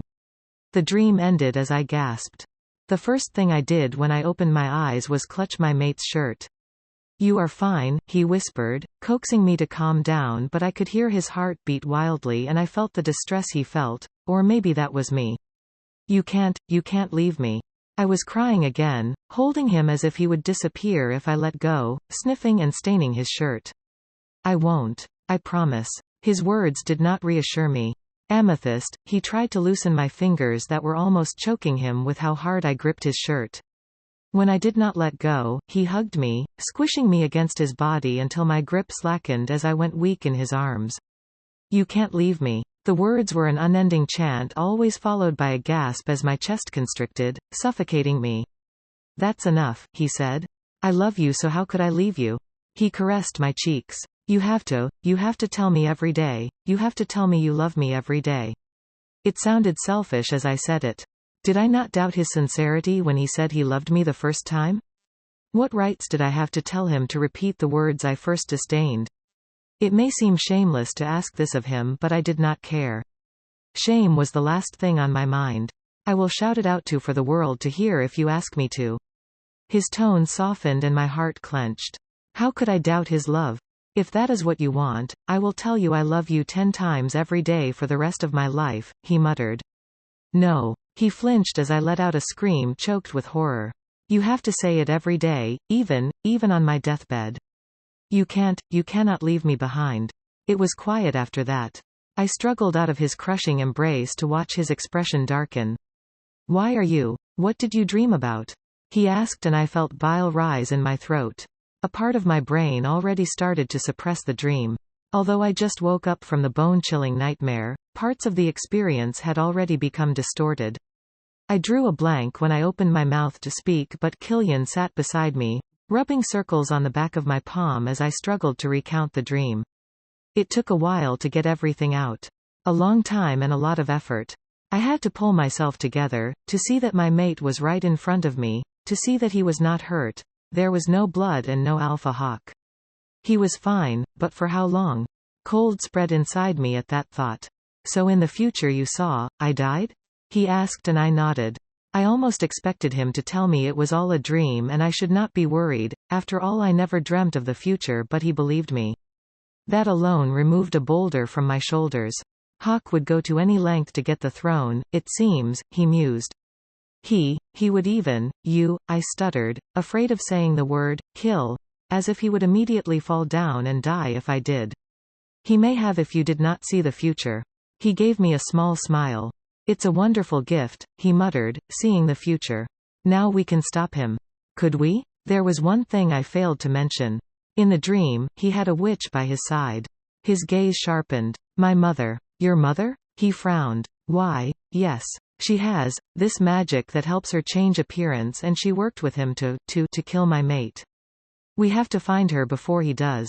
While fear and distress clouded my mind, he frowned, deep in thought as wheels in his head churned to come up with solutions. Crying would not change anything, only action would. I could not continue to cry while he came up with a solution on his own. The coven. I tried not to mention my mother's coven to Killian after all this time, but now, they may be helpful to both of us. They have searched for her for a long time, so they should be willing to help. You are forgetting that the magic folks keep to themselves. He raked a hand through his hair. Yeah, but I am one of them. He pursed his lips, his gaze sharpening. We need as much help as we can get, and there is no way they would object to joining hands with us in order to find their sister. It is worth a shot. He looked unwilling, but thankfully, he did not object. Just rest for a bit. Asking Crystal for help would not be a problem, but it never occurred to me that Alpha Hawk may already have my mother. Although I wanted nothing more than to continue to sleep, to see as much of the future as possible, I could not do that. Killian's birthday had come and the entire palace had turned into a mess. I almost shed tears as people ran this way and that, trying to organize things for the Alpha King's birthday. It was my first time organizing anything like this, so there was a lot of last-minute rush. Your Majesty, you have to get dressed. Ella and Sabrina rushed after me as I ran around the palace like a headless chicken. Let me just check the kitchen. Had they baked the cake as I requested? How about the food? Did the caterers come to help out like I said they should? Did they decorate the throne room in the specific shade of purple that Killian liked? I had to verify a lot of things, but I also had to get dressed as the banquet would start soon. If I did not spend the previous day crying my eyes out, I could have done a final check against today. Leave it to me. Eliza appeared from nowhere. You have to get dressed, so I'll go over the last-minute plans. They didn't let me agree or disagree. I was all but dragged away to get ready. After being scrubbed, massaged, dressed and decorated, the urgency in the air started to get to me. Ella, can you check if the doors have been opened? The event would start in a few minutes and I needed it to go perfectly. You are so beautiful, Miss, Sabrina gushed after Ella left. I gave her good distance these days after I heard she had been bought over, and she must have noticed because she too gave me space, but it did not mean she did not try to curry favor every now and again. Eliza came a minute later to inform me that everything was set and that the doors had been opened. I was nervous, more than nervous. This was the first event I ever organized as the Luna Queen, and more than anything, I wanted Killian's birthday to be hitch-free. While I glanced at my reflection in the mirror for the last time, a knock sounded on the door. Killian had to leave the room to allow the workers to move freely, and he'd arrived to pick me up. Eliza gave me a thumbs up as Sabrina rushed to open the door. I heard his baritone as he asked if I was ready, and my heart clenched. I wanted to hear that voice every day for the rest of my life. My heart skipped a few beats when he entered the room. "You look beautiful," he said as he offered me his hand. You too," I mumbled as we left the room. He chuckled, and then silence descended. I let out a sigh of relief when we entered. I was both happy and amazed at how well things turned out. Everything was flawless and everyone smiled as we entered. My hammering heart slowly eased up. It was Killian's first birthday banquet, and it would be a disaster if things turned out less than perfect. "Happy birthday." Everyone cheered when we took our seats. He was not grinning, but I felt his happiness course into me through the mate bond.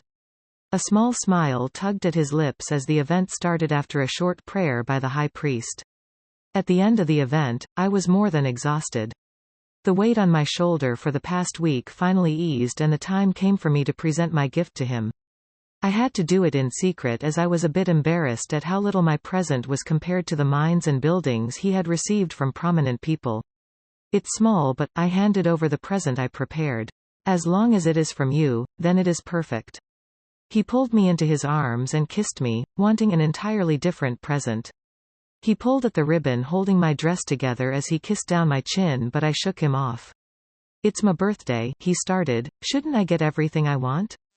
To my surprise, he pouted. "Yeah, I just have to say something." I wrung my fingers together. He prepared a splendid date to confess to me, but I like you. "I like you a lot." I rushed out. "Is this a joke?" "No, it's just," he had reason to think it was a joke. "It is not a joke," I answered firmly. If I did not say it now, it may take me another month to work up the courage to, and I wanted him to know how I felt, because who knew what the future had in store for us. Life was too short to waste time second-guessing things and keeping my heart guarded as if I had someone else aside from my mate to give it to. "Since when?" he asked, and I swallowed. I truthfully did not know when all this started, but I knew for sure that I tried to suppress my emotions. I wanted to continue with the life I knew as it was safer. It was safer for us to pretend, that way, I could prevent myself from being heartbroken. It was easier to shut my wolf down rather than agree with her. It was easier to pretend. Love was not something I was familiar with, not something I even expected. When we pretended to be mates, I did not have to second-guess myself. I knew where we stood, and even if things changed and a time came when he did not need me anymore, I could move on with minimal damage, but with emotions, things change. If I loved him and he did not reciprocate those feelings, what then? Emotions changed all the time, so even when he said he loved me, there was no guarantee that he would continue to love me the next day or the next month. I had to guard myself against disappointment, and I would be disappointed if one day he realized I was not worth his love and he took back his words. But it would hurt more if he continued to shower me with love while I continued to deny his sincerity. What if a time comes when it would be impossible to tell him how I felt? A time when we would be separated forever? It was better to love and be heartbroken than to continue guarding my heart against the only important person in my life. "It may have been when I met Eliza," I muttered. It was the first time I ever allowed myself to consider that I actually felt something for Killian.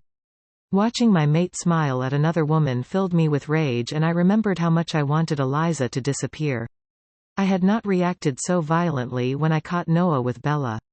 It was jealousy, and although I tried to deny its existence, it was there. Or maybe when you confessed to loving me.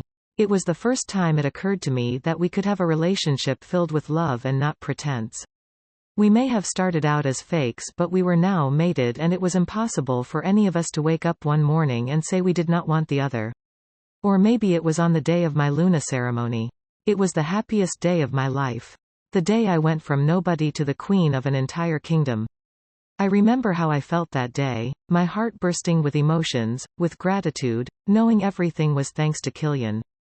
It was because of him that I was able to change my fortune so easily. I was like a person that went to sleep in the gutters and woke up to a mate who already prepared a royal banquet in my name. I am not sure, but I know that it's been a while since I have loved you. I picked my words with care. It was a sorry excuse of a confession, and I hoped he did not doubt me as I doubted him. I cannot say when exactly it happened, but the thought of losing you has opened my eyes to the emotions I tried and failed to suppress. I hung my head. Compared to his confession, mine seemed like a joke. Compared to everything he had done for me, I had done nothing for him. Maybe I was not even worthy of his love. No, I am not asking about that. Since when could you read minds? He exclaimed. I blinked at him as he blinked at me, his face turning red. Am mind reading? I blinked up at him like a fool. It's kind of cool, though. I jumped back when I heard his voice in my head. His lips did not move, but I heard his voice. It was so clear that I mistook it for him speaking out loud. Oh, when I broke eye contact, I could no longer hear his thoughts. Instead, I heard my heart pounding in my ears. They say some mates could hear each other's thoughts and communicate through a special mind link privy to only the two of them, but it was rare and was said to develop between mates who had been together for a long time and strengthen their mate bond to a certain extent. Could he also hear my thoughts? I looked up at Killian, but he pursed his lips. I cannot hear what you are thinking. His expression darkened. I feel a bit left out. He pouted for the second time that evening. Your turn will come soon. I laughed out loud, feeling light and free. The weight on my chest from yesterday loosened, and it seemed as if all was right in the world, or at least, in my world. The worries of yesterday and of the future were gone. It felt like with Killian by my side, I could achieve everything, as if Alpha Hawk was a mere bug waiting to be crushed.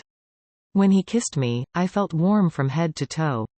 It had been so long since we touched each other and I felt a bit guilty, but I had no time to dwell on my guilt as he undressed me and guided me to the bed. In a few minutes, I was not capable of stringing two thoughts together. I was happy. I knew the future and thus could take calculated measures to change it. Unfortunately, I had only seen one aspect of the future. I greet your majesty the Luna Queen. Scarlet returned to the palace the very next day. I hid my annoyance with a smile. With her and her father away, there was little problem in the palace, but the instigator just had to return. Scarlet, how are you? I asked for refreshments as she settled into a seat, although the last thing I wanted was to entertain her. Not fine, I am afraid. Her lips pulled up in a wretched smile. We have buried my mother and my father decided to stay back to take care of pack matters.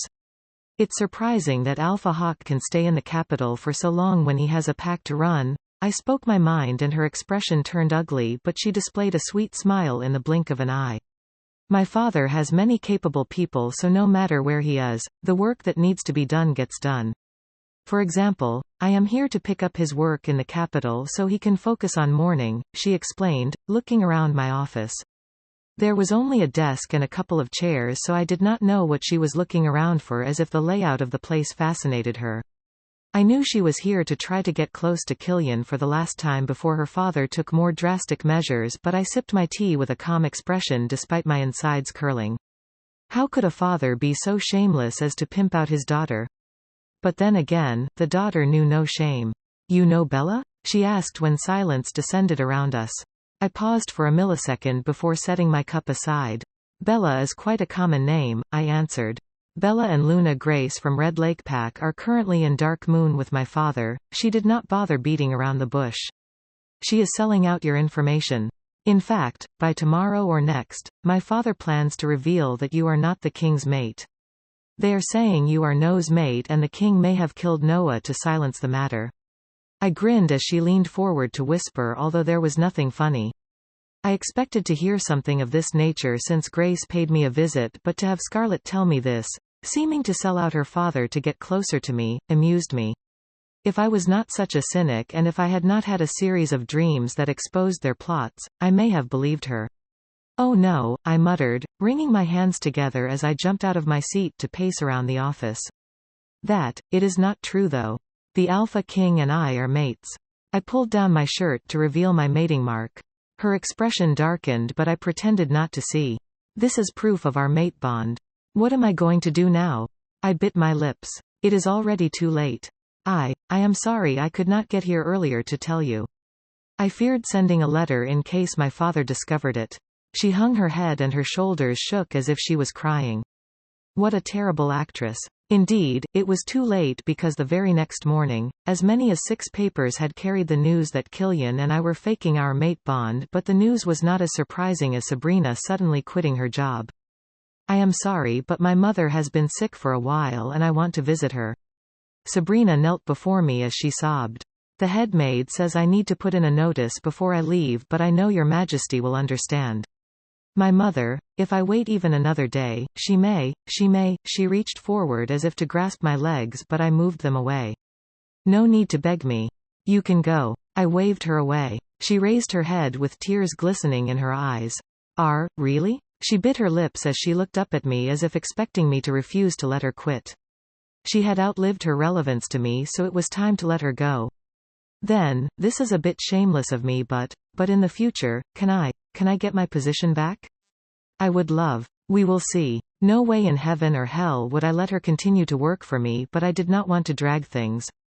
She jumped to a stand and flew into my arms for a hug, thanking me non-stop with an open expression. I admired her cunning. It is a nice strategy to leave the door open on your way out. After she left, I went back to work. Going through accounting books was tedious, but thankfully the butler was efficient and his working method quite plain. After going through the books for last week, I went back to planning a get-together for the 7, now 6 lunas of the 7 pillar packs of the kingdom. I read their names one at a time and I knew without a doubt that hosting them would be akin to pulling teeth, but this was something long overdue. It was customary to host such important women right after I became the Luna Queen, but they were, in a sense, my enemies. Their mates hated my mate, thus I expected no warmth from their corners, which made it difficult for me to look forward to the event.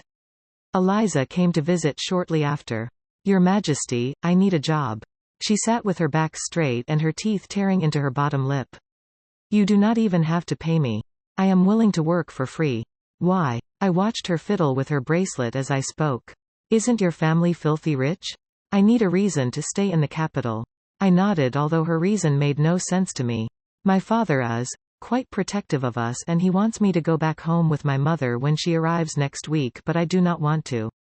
I am sure your father has good reason to want you to return home. Her family relationship made me curious. They all seemed like a tight-knit group. Even Jacqueline, that beat up palace guards without thought, seemed docile when with her sister. He thinks the capital is a jungle that he has to protect me from. The capital isn't rosy, I murmured. The heart of the kingdom, the capital, was filled with all sorts of political strives and schemes.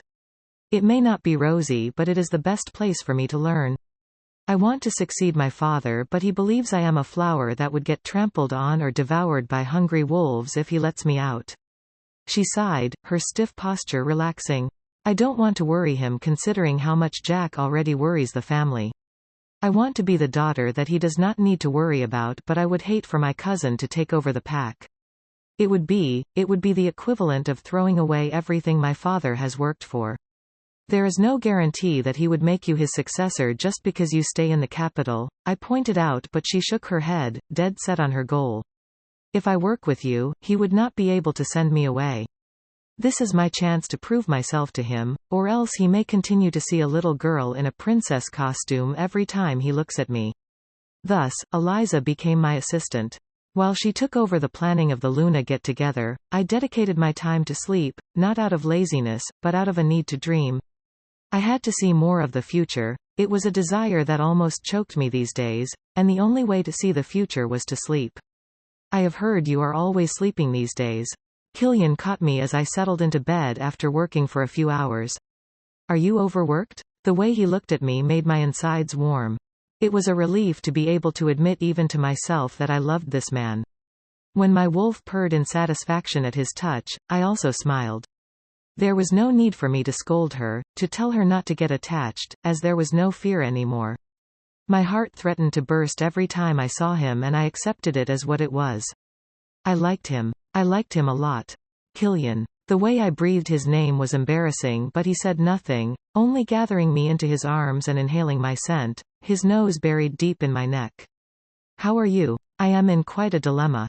He kissed my mating mark and my toes curled. What is it? I asked in alarm, pulling away from him to stare at his face. He smiled, but my paranoid mind only saw a forced, pained expression. Did anything happen? There is news circulating the capital that we are fake mates. I heard the news even before it spread, and I expected that with time the stupid rumor would fade. What I did not expect was for my mate to be so bothered by rumors. Alpha Hawk spread such a useless rumor. These days his moves have become more and more desperate. I once thought that the more desperate he became, the more mistakes he would make, which would make him easier to deal with, but that did not seem to be the case if my dreams were to be believed. With all the things I have on my plate, this is an unwelcomed addition. He let me go and stretched in bed, letting out a small yawn. With time, some fools will take the rumors as fact. Currently, Hawk's people have taken this as an excuse to attack me on every side, and if he continued to fuel the rumors, more and more people would doubt us. It is the last thing I want. Should I speak to Luna Grace? I asked, getting out of bed to massage his knotted shoulders. No, let me handle this. I did not argue. Focus on establishing your relationship with your mother's coven. Although I had sent a letter to Cedric, there was no response yet. How can you be so beautiful? He thought, and I looked away with warmth exploding all over me. He chuckled, grabbing my hand when I stopped massaging. What are you thinking? It was a question he asked often these days. I am thinking of how else I can help you, I muttered. I feel so helpless knowing you are doing all the work while I sleep and hope to have a useful dream. Stop that, he scolded, pulling me back into bed. Who in this kingdom knows the future? He asked, and I shrugged. I can ask Mother Crystal, but, he cut me off. You are the one who sees both the past and the future. Even the present. Without you, I would be in the dark about my brother's death and about the future Hawk is gearing towards. He grabbed my chin when I tried to look away. You are the only reason I know what to prepare for, so even if you do not have any more dreams about the future, you have still been the biggest help to me, alright? Alright, I agreed without believing him. He should not have to shoulder the burden of our future alone. I am the Alpha King. It is my duty to shoulder the burdens of this kingdom. I blinked as he refuted my thoughts. It's weird hearing you respond to things I did not say out loud. It was his turn to blink. My heart stuttered as a smile transformed his tired features. We fell asleep in each other's arms, and when I woke up, he was long gone. Going back to work, I encountered Mary. She bowed as if there was a stick in her back preventing her from bowing properly, and when she raised her head, she tried to school her expression, but she could not mask the hatred in her eyes. I have been appointed to fill in as your maid for the time being, she spoke through gritted teeth. So in the end, rather than find ways to get her to work for me, Scarlet sent her over. Mary was in charge of training me when I entered the palace as a maid, so I trust she will guide you well. I expect you to respect her, as disrespecting her would be the same as disrespecting me. I admonished the 5 girls gathered in my office with Mary behind them. Yes, Your Majesty, the girls chorused. I looked up at Mary to see her frowning. I bet she did not expect to suddenly be the leader of a bunch of girls when she just started working for me. Our eyes met, but she did not lose her frown, and I breathed out a sigh of relief. She did not look at me with hatred this time, but with interest. Mary was smart, so if she didn't already know I was trying to buy her favor, she would figure it out soon. How she would proceed with that knowledge would determine whether Ella was right. Right, you can all leave. In the future, Mary will instruct you on my behalf. They bowed themselves out, Mary hesitating for a moment before following behind them. A short while later, I got out of my seat and stretched out on the couch Killian sent over earlier in the day. It was time for me to sleep. Almost as soon as I closed my eyes, I dreamt of Mary. She made you the head of her maids? Scarlet seemed surprised. Mary nodded, about to say something, but Scarlet cut her off with a laugh. How naive. Get closer to her, okay? Yes, Miss Scarlet. Mary nodded like a schoolchild. Just call me Scarlet or Scar like my friends do. She was good, I would admit. Scarlet knew how much Mary valued her, and what better reward could she give Mary besides a seat at her idol's side. Mary's eyes lit up and I felt a sense of satisfaction. She was still fully dedicated to Scarlet. I would be wary if she switched sides as easily as Sabrina did. I spent more time sleeping that week than I did doing anything else, but unfortunately, I did not dream of anything relevant. Cedric never replied to my correspondence, so I wrote to the leader of the coven and I got news back that she was ill. Frustration and apprehension plagued me, so when I slept, instead of dreaming of another prospective future, I only dreamt of my mate dying as Hawk's laughter raised the roof. The day of the Luna's gathering approached, and for me, it was like a day of reckoning. The venue was the garden of the Apple Palace, which traditionally should have been mine, the Queen's Palace. A table was set and decorated with flowers and the dishes were bright and colorful. Rather than hosting a dinner party, I chose a garden get-together as I was already stuffy enough. I did not want to add the pressure of a closed gathering to my problems. Rose, one of my new maids, kept me informed of how and when the guest arrived. And the last person to arrive was the filler for the recently deceased Luna of Dark Moon. I did not even send Dark Moon an invite, so who came? Was it Scarlet? Rose did not know the identity of the woman now seated in the empty seat set aside as a sign of respect to the late Luna. I even planned to hold a minute of silence for Scarlet's mother, but there was someone in her seat just after she died. Naturally, I panicked. All the women at the table rose as I approached the table and my steps faltered when I saw a familiar face. A sturdy hand caught me before I made a spectacle of myself, and I turned to see Jacqueline dressed in a warrior's uniform. I raised a brow and she shrugged. "His Majesty has appointed me as your personal guard for today," she whispered, but her revelation was not as shocking as the woman smirking at me from the seat which should have been empty. "We greet your Majesty, the Luna Queen." Only one woman gave a perfect bow as I took my seat. I saw Eliza in her mother, they looked like sisters. "Please, sit," I instructed the women, already feeling my heart race from my stomach. I wrung my hands together under the table as all the women stared at me. For formality, I would appreciate a quick introduction. I had memorized the names of all these women, but I did not know them by their faces. There was Luna Helen Elias, who wanted to bury me with her gaze. Luna Hestia Bale with her gentle and dignified air, Luna Esther Fraser, Avery, Janet, Edith, and then there was Luna Grace Howard with a gloating smile. "You know me already, Carrot, oops, I mean, your Majesty." She covered her mouth yet her eyes laughed. "I am under the care of Dark Moon for the time being, and Alpha Hawk sent me as a filler for his dear mate. Although she is gone, she remains in our hearts." She ducked her head and pretended to wipe a tear from her cheek. Luna Helen, who was seated closest to her, gave her a side hug and muttered unheard words into her ears. I felt like I had walked into a battleground and there were 6 women brandishing their claws at me while the 7th looked like she wanted no part in the battle. "Thank you all for coming," I forced myself to say through a tight throat. "There is no need to thank us," Elias Luna cut in, her gaze sharp. "It is our duty as the Lunas of this kingdom to gather like this.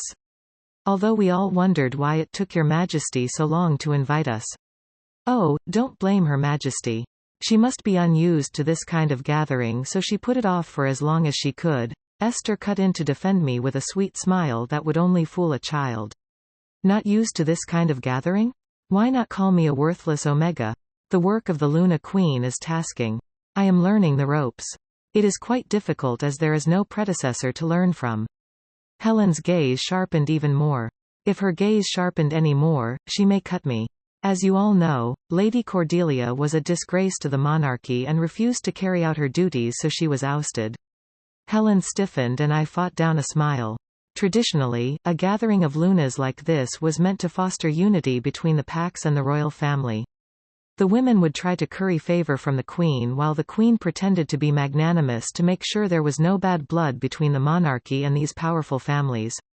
Fortunately or unfortunately, I did not have to act out that script. There was bad blood already, and as Killian had instructed me, I was to damn them all. If anyone looks down on you, treat them like dirt unworthy of staining your shoes. As a member of the royal family, you must not allow anyone to look down on the monarchy. Queen Cordelia, Helen started, red in the face. "Who is Queen Cordelia?" I cut her off. "I am the only queen in this kingdom."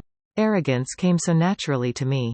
I chuckled, thinking of all the people who accused me of being stubborn and arrogant in the past. Are you not being too arrogant right now? Grace exclaimed. A nasty expression graced her face as she stared me down. Her mission here was clear, but would she win? Only if I let her. Luna Grace, who are you to speak out of turn? Of everyone at this table, it was clear she did not belong. You are seating in a dead woman's chair and raising your voice at your queen. What queen? She flew out of her seat, but Helen dragged her back down. My brows raised. They seemed to have something planned, a gang-up? Your Majesty, your words are truly harsh, Helen spoke up. Even if my sister-in-law acted out of emotional grievance, do you think it is right to mock her like this? She sacrificed a lot for this kingdom and you would have learnt a lot from her guidance. She gave me a disgusted look as if I had missed out on a tutor that could transform me from trash to gold. Lady Cordelia's business has nothing to do with me. His Majesty decided her fate and she was the one to provoke him. I shrugged. What good is a royal that refuses to carry out their duty, puffing out with arrogance while publicly shaming the monarchy? You could have learned a thing or two about dignity. I raised my brows at Janet's quiet muttering. With her mud-brown hair and enormous nose, she seemed to hide in the shadows of the other bullies, but I suppose her cue had come. What did you say? I asked as she wiped the corner of her lips. Nothing. She sniffed without looking my way. They came for battle and in no time, the battle line had been drawn with me as a one-man army. It was going to be a long event. I felt it in my bones. There were snide comments here and there, from how awful the king's birthday banquet was, to how the refreshments being served were subpar. Grace commented that she had better in her village pack, her words, not mine. Avery, a fashion designer, nitpicked my dress. It looked cheap, it was unflattering, in fact, it was an insult for me to wear such a dress to a meeting with such dignified women. Her Majesty would not know any better. You know, considering her background. Edith said with pity in her tone. The goddess is truly amazing, mating a maid to the Alpha King, what a dramatic change of fate. It is truly an inspiring story for all the ordinary wolves out there hoping to climb up the social ladder without putting in any work. I fought back tooth for tooth, but now, everything they said seemed childish and not worth replying to, so I sipped my tea and hummed in response to their nonsense. Mated to the Alpha King? Grace snorted at the side.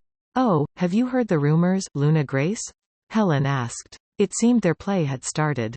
I sat up straight, watching as Grace's eyes lit up. Who hasn't heard the rumor? She shook her head, sparing me a glance. I am surprised that His Majesty acted so shamelessly. Watch your mouth. They had insulted me to the point where it became tiring, but would they dare slander Killian in front of me? Grace continued as if I had not spoken. You know, Carrot, ahem, Her Majesty is from Red Lake Pack. Carrot? What sort of name is that? Goosebumps spread on my back. Carrot. It was a name I tried my best to run from. A symbol of an identity I wanted to bury forever. It was one thing if people out there gossiped about me, but to gossip about me at a table I set? They were truly cruel. Oh, you did not know, Helen? The other woman flinched as Grace called her name without regard. Her Majesty's birth name is Carrot. I should know since I am her Luna. There was a collective intake of breath and my chest felt itchy. Luna Hestia gave me a sympathetic gaze, but I looked away. I had enough authority to throw Grace out of the palace, but I needed to see what drama she came to act out. I needed to see and examine all of Alpha Hawk's cards as much as possible, and this was one of them, so I kept mute. I kept mute when she called my mother a whore who slept with someone else's mate and came to Red Lake to seduce her mate and promptly abandoned me. Her eyes twinkled as she had everyone enraptured. I listened as she told everyone about how I fooled around with an old alpha and how her son came back and discovered we were mates. She told everyone how I ran away and then suddenly became the king's mate, leaving her son devastated. She ended it all with a heart-wrenching sob about how her son was still missing till today. Her pupils trembled, and as she looked at me for the umpteenth time to weigh my reaction, I saw her true colors reflected in the depths of her eyes. I shivered, reminded of Noah and his sinister gaze. The table was silent after that. Everyone wore different expressions, from Hestia's surprise to Helen's satisfaction. By tomorrow, the rumors circulating would be worse, for sure. Is this true, Your Majesty? Edith was the one who broke the silence. I turned to her, and whatever she saw in my eyes made her look to Helen for backup. It was surprising to hear His Majesty suddenly found a mate and everyone doubted then. This is the second time such doubts have surfaced. Are you really the king's mate? Helen's words were obvious and her voice was loud. Do you understand what you are doing? My voice dropped low. Helen stared me head on and Kalia growled. The disrespect to my wolf was too much. I may not be an alpha, but I was above her, and that steely, unmoving gaze could be interpreted as a challenge. I am simply asking Your Majesty a question. I nodded slowly, trying to calm my nerves. Even a saint would be furious if they were to be judged and condemned, made fun of like these women had done to me for the past 2 hours. Silently, I pushed the neckline of my dress to the side to show my mating mark.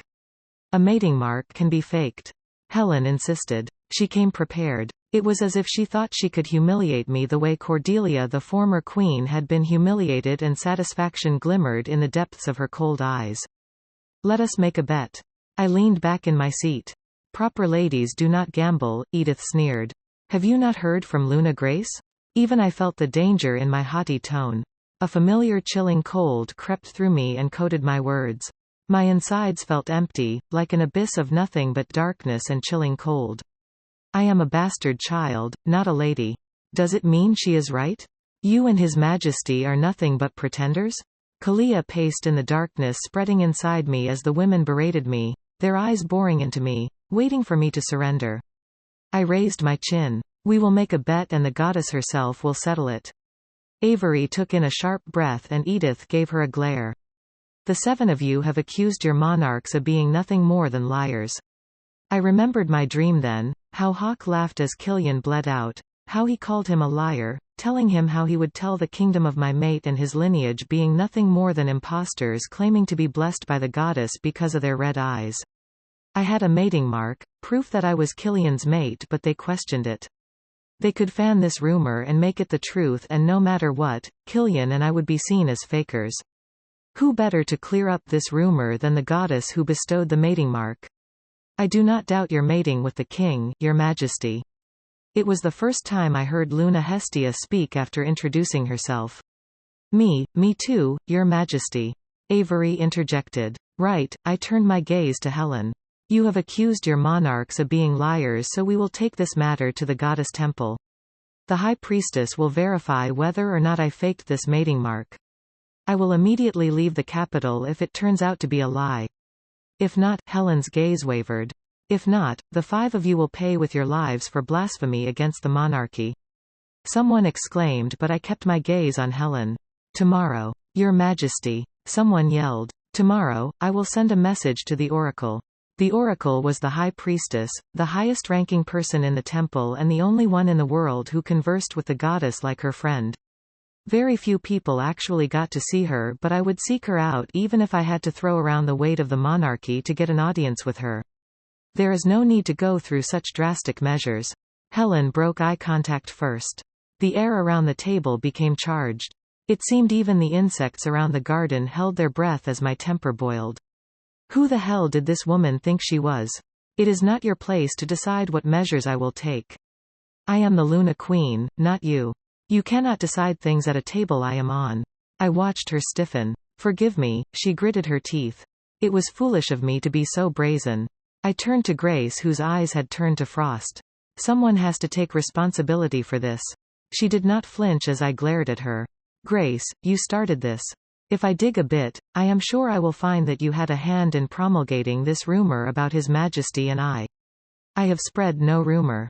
All I have said is the truth, and you cannot deny that you are No's mate, so how did you become the king's mate? Can you swear before the oracle that you were never No's mate? Is it possible for a person to have 2 true mates at the same time? She remained calm, trying to back me into a corner. You are right. I felt bitter laughter bubbling in my throat. It is impossible to have 2 true mates at the same time. Her gaze lit up. Noah was my mate, I affirmed, and the silence became deafening. For me to have a mate after Noah, you should know that my first mate must have rejected me or died. Her pupils trembled. And what a ridiculous death he died. Even chickens have more memorable deaths. At least we offer their blood. You bitch. She sprang out of her seat. Your Majesty. Jacqueline jumped into action as Luna Grace attacked me. Killian. I was thinking of something. Orion busied himself with arranging my desk. In reality, he was making a mess while avoiding my gaze. Sit down and stop making a mess. I snatched a file from his grip. Why are you suddenly nervous? He perched on his seat. This may be the last thing you want to hear, but, he took a deep breath before rushing out, Alpha Hockeyschulso named Sylvester. Slow down and repeat that. I massaged my temples. Alpha Hawk, his name is Sylvester. So? He winced. You were looking for a Sylvester. I have thought of it, but it is impossible for Hawk to be her father. Is it impossible or is it just distasteful? Orion probed and I shrugged. Can you imagine having Hawk as a father-in-law? I shook my head, but a thought occurred to me then. In the future Amethyst saw, Hawk had her mother working beside him. What if? It was a distasteful thought that blew my mind, but what if? Just what if Hawk was her father and her mother had been hiding with him all these years? It is the most distasteful thing I can think of, Orion responded with a grimace. But there is a possibility. The popularity of that name has waned over the years. So far, I have found less than 20 men who go by that name. More than half of them are too old to have a child Her Majesty's age. One of the 3 around 50 has a true mate, so I am looking at either Sylvester or a merchant who frequents the capital for trade.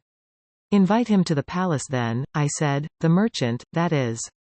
You also mentioned a daughter with red hair. I hurled the documents in my hands. I mean we have not searched everywhere yet. There may be other men with such a name. Then find them rather than approaching me with inconclusive deductions. I snarled at him. In truth, I had long thought of Hawk, but it had to be impossible. I wanted it to be impossible.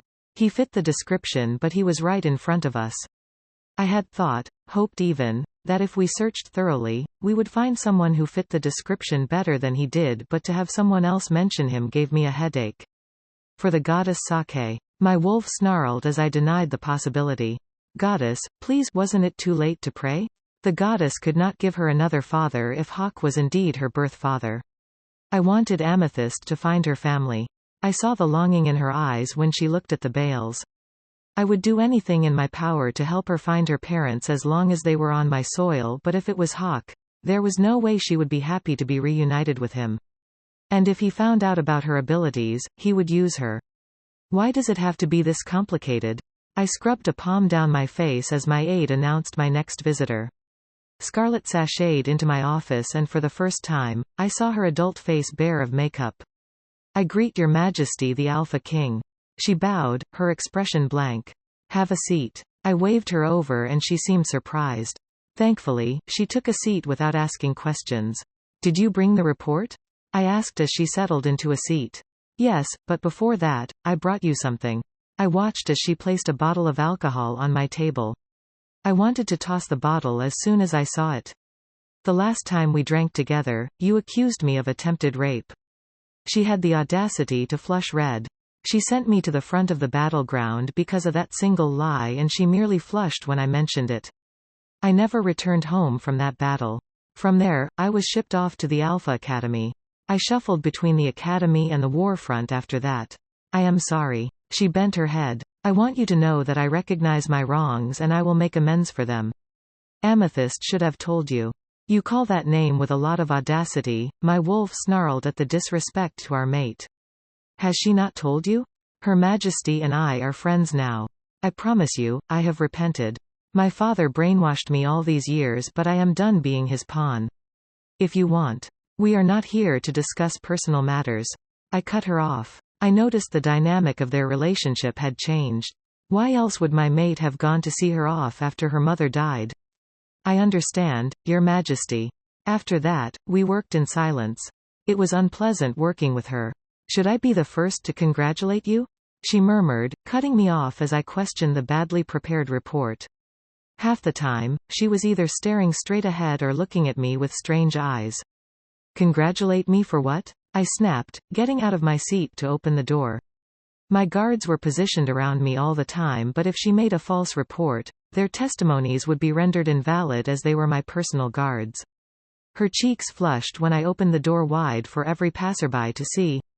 I have heard that Her Majesty is with child. My body froze. With child. 1,000 different scenarios flashed through my mind and my heartbeat sped up. My palms became slippery and I found my hands running through my hair. A baby. I snapped back to reality when my senses returned. If my mate was with child, I would not be hearing it from anyone other than her. Amethyst cannot be pregnant. I frowned. Until last week, it had been a very long time since I touched her. Even if it happened last week, it would be too early to tell, but why did my heart refuse to slow down? A daughter that looked like Amethyst would not be bad. No, it would be great, even more than great. A child between my mate and I. What do you mean she cannot be pregnant? Scarlett blinked at me. She has been sleeping a lot lately and had put on weight, so, if I knew the many ways my words could be interpreted, I would never have answered her question. Did I not just tell you that we are not here to discuss personal matters? I snapped at the wench and she promptly shut up. After I finished pointing out the dozens of things wrong with the flimsy excuse of a report she brought to me, she left with a demure bow that irritated me to my core. Should she be found in a ditch outside the capital? No, that would only give Hawk an excuse to strike. A while later, anger slammed into me. Anger that did not belong to me. I remembered Amethyst was hosting the other Lunas today and I knew they would give her trouble. With time, the anger got to my throat, almost choking me and leaving my heart hot and stuffy. Then it felt as if I was plunged into darkness as cold spread through me. Biting cold that made me grit my teeth and my wolf snarl. My nails bit into my skin, drawing blood as I clenched my fist. Find her. I was out of my seat before my wolf even spoke. I got to the venue of the get-together at the same time as the witch guy. Carden, was it? What is this? I growled as I watched Jacqueline subdue a strange woman who already dumped wine on her and was shaking a fork at my mate. I turned to my mate as she gradually rose from her seat. Our eyes met and I heard her voice clearly in my head. I want her blood. I turned to the woman and my wolf reminded me of the bastard that was my mate's first mate. Who is this? Cedric was snarling at the woman who, despite everything, was still threatening my mate. How did she get here? She was not on the list of invitees, so who let her in? She came as a representative of Dark Moon. Alpha Hawk sent her. Luna Hestia responded. Ah. It would be good to send her to her son right this moment, but it would be even better to use her against Hawk. Chain her with silver. She cursed as she was dragged away and for a brief moment, our eyes met and I felt goosebumps on my back. This woman was trouble. My mate looked thoroughly exhausted as I took her hand. Cedric, you finally deemed me important enough to respond to. She gave the man standing at the side a dry smile. I am sorry, but your mate warned me to cease all contact with you, else my life would be at risk. I winced at his blunt words. That week turned out to be one of the worst periods of my reign, and for the first time, I saw the signs of the insurrection my mate dreamt about. How is Mother Crystal doing? I asked Cedric. He chanced a glance at Killian before responding. She is aging and thus losing control of her magic, he said. Is there anything we can do for her? I offered out of courtesy. You can return to the coven, he blurted, making Killian growl. It will make her happy on her last days. When I saw her, she didn't look anywhere near death. I couldn't help but frown. Cedric was a man who would do anything to get me to join his coven whether or not it hurt me, so I did not believe his words. Is that how it is? Killian asked with a deep frown. Will Amethyst also lose control of her magic as time passes? Yes, Cedric answered without pausing. It is one of the many reasons she should return to the coven. I grabbed the nearest thing to me and flung it at his face. It ended up being a couch pillow. Shadows enveloped the pillow before it fell to his thighs with a gentle thud. Shut up, Cedric. My lips curled when I missed my target. You are so deceptive and manipulative that I cannot even believe a word you say. Is Crystal even sick? I looked him up and down, but he barely blinked. Yes, she is ill. While the body ages, magic does not, so it becomes harder to handle. I may have exaggerated a bit, but it does not mean she is not ill. He continued to gaze at me without remorse. Why are you against joining our coven? Have I become invisible? Killian growled. Your Majesty, you have not become invisible, but I believe this decision is entirely up to Amethyst. He shrugged. Cedric. I exclaimed in horror as my mate let out a terrifying growl, coating his arms. How could he court death with a straight face? Rather than watch Killian tear him to pieces, I flew into his arms, tackling him back into his seat as he half rose. Amethyst, let me go. His tone was level but the voice was not his. His eyes became impossible to look into as they blazed a bloody red. Deep breaths, I urged my mate. Cedric seemed to have come down from his courageous high as he sunk his teeth into his lower lips, sitting up straighter. I am sorry, he apologized with a grimace. I did not mean to disrespect you. He bared his neck as a sign of submission and only then did Killian's wolf relax. You seem to have a death wish. Killian hugged me to himself when I tried sliding off his thighs to get back into my seat. Who are you to call the Luna Queen with such disrespect? How dare you try to separate my mate and I? It was an unexpected sight but Cedric hung his head. I am desperate, he admitted with a sigh. We need a spirit mage and I am acting out of that desperation. I am not joining your coven. Even if I had plans of joining, you ruined them the minute you used your magic against me. Who in their right mind would want to be in the same coven with such a distasteful person? The longer I spoke, the more anger boiled inside me. This man really made me sick for weeks and pretended to treat me for his own gain. He was the kind of person that would stab someone in the back and pretend to help them bandage their injury while causing it to rot. Why do you need a spirit mage? Killian asked when Cedric pursed his lips at my harsh criticism. That, he hesitated, that is a coven matter which I cannot discuss with outsiders. I glared at him. You are forgetting who I am, Killian said, the corners of his lips lifting in a smile that could only be described as ferocious, like a hungry wolf who had found prey. I let you go despite what you did to my mate, which should, at the very least, cause your head to roll if not the heads of your entire coven. I pressed my lips together, forcing myself to breathe as the pressure in the air dropped. I had to remind myself that he was not angry at me, that he would not hurt me, but being this close to him, feeling the anger bristling just beneath his skin, made it difficult to breathe. No matter how many times Killian smiled at me, he was still the Alpha King and he was still a warrior. If he exploded, I could not be sure that I would not be caught in the middle of the disaster. Think twice before you speak to me. Cedric nodded as Killian's tone turned cold. Now, to my question, what do you need a spirit mage for?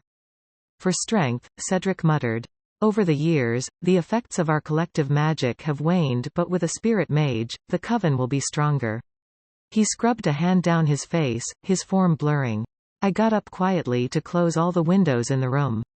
With a spirit mage, Grandmother Crystal would not have to suffer so much in her old age because a spirit mage can lend her strength and even stabilize her magic. Unfortunately, no matter what, I could not join their coven. It may benefit my magic, but to join a coven would mean giving up everything I had to live in hiding with the witches. I am sure you know it is impossible for me to join your coven, I muttered, thinking of Crystal. She was the closest thing I now had to a mother, but we did not have a relationship that would make me consider giving up anything for her sake. But, if you need a shadow mage so badly, you can join my pack, Killian cut Cedric off. We have a spirit mage. Cedric blinked. He opened his mouth to speak but Killian continued. Consider it carefully. It is no secret that we want to join hands with witches, so this would be mutually beneficial for both parties. Thank you, but it is impossible. Killian shrugged at Cedric's flat refusal. Suit yourself. Now, for today's business, we need to find my mate's mother before she falls into Hawk's hands, he said. Is there any magic that changes appearances? I asked. I had a dream and there, I saw my mother, but she looked nothing like the portraits. But then, I did not know how to tell someone who was desperately searching for my mother that I killed her in the future. In the future I saw, she died and the magic faded, so I saw her real appearance. Cloaking magic. I flinched as Cedric flew out of his seat. It is used to conceal things, and if your mother is hiding her appearance, then she may be concealing her very essence, but it is not permanent. Besides, where could she have? He trailed off, stroking his jaw as he muttered to himself, his brows furrowed deeply. Killian and I shared a look as he began to pace. You are certain you saw the future? Cedric finally returned to the present. I nodded and he frowned. And in this future, Aunt Victoria died? I nodded again. And this man, Hawk, was it? He had a hand in her death? I paused before nodding again. I will have to inform the coven about this development. We have searched for her for a long time, but if she is in hiding and not willing to be found, then it is best we end our search." That was what he said, but he did not look or sound like he had any plans of ceasing a search for a spirit magician. "We have reason to believe she is in danger," Killian said. "Were your ears blocked, or did you not hear that she died in the future?" Cedric flinched. "How do you know that Hawk does not have her hostage as we speak?" "What?" Cedric and I exclaimed. I turned to look at my mate. Hostage? I never thought of that, and he never mentioned anything of that sort. If Hawk already had his hands on my mother, then the future may be set in stone. We are investigating the matter. Killian avoided my gaze. I am not saying he has her hostage, but it is a possibility we should not rule out. But, I wanted to ask why, how, when. Questions bubbled inside me, but I kept them down. If Hawk had my mother hostage, it would be because of me. Did he discover my identity and use it to blackmail her? Considering my dream, it was a likely option. Yes, you are right, Cedric conceded. She may be in danger. We must find her. How? Why did you never mention that to me? I asked Killian after Cedric left. He pushed his hand into his hair and leaned back in his seat, his eyes gazing everywhere but at me. What are you hiding? Thinking of him keeping secrets from me made me unexplainably bitter. Remembering how secretive I had been in the past made me too embarrassed to be angry. Then, I did not trust him and I felt it was best to hide things. If he was hiding things from me now, he must have a good reason, but I hoped his reason was not born out of distrust. Stop looking at me like that. He was about to push his hand into his hair when he paused, choosing to fold his arms across his chest. I am not sure, so there was no need to mention it to you. I nodded as if I understood, but a sudden chill had spread inside me that made me wonder if I had caused an unknown rift in our relationship with how I acted towards him in the past. What if he did not trust me? Stop overthinking. This time, he did not stop his hand from clenching his hair. The strands had grown longer than he usually let them. Do you know Hawk's first name? He asked out of the blue. I pursed my lips before shaking my head. Why would I know his first name, and why was it relevant? His first name is Sylvester. So? I asked as my stomach turned violently and my breath hitched. Sylvester. I thought of that name and its possible owner at least 10 times a day, so it wasn't as if I did not understand what he was implying, but I refused to believe it. I wished I did not even understand his implication. I found myself on my feet in a second, with my head shaking and my heart trembling. No way, I muttered to myself, bringing a hand up to my tight and stuffy throat. If Hawk was really my father, then I may truly be unfortunate and my mother must be a foolish woman brimming with bad decisions. We do not know for sure.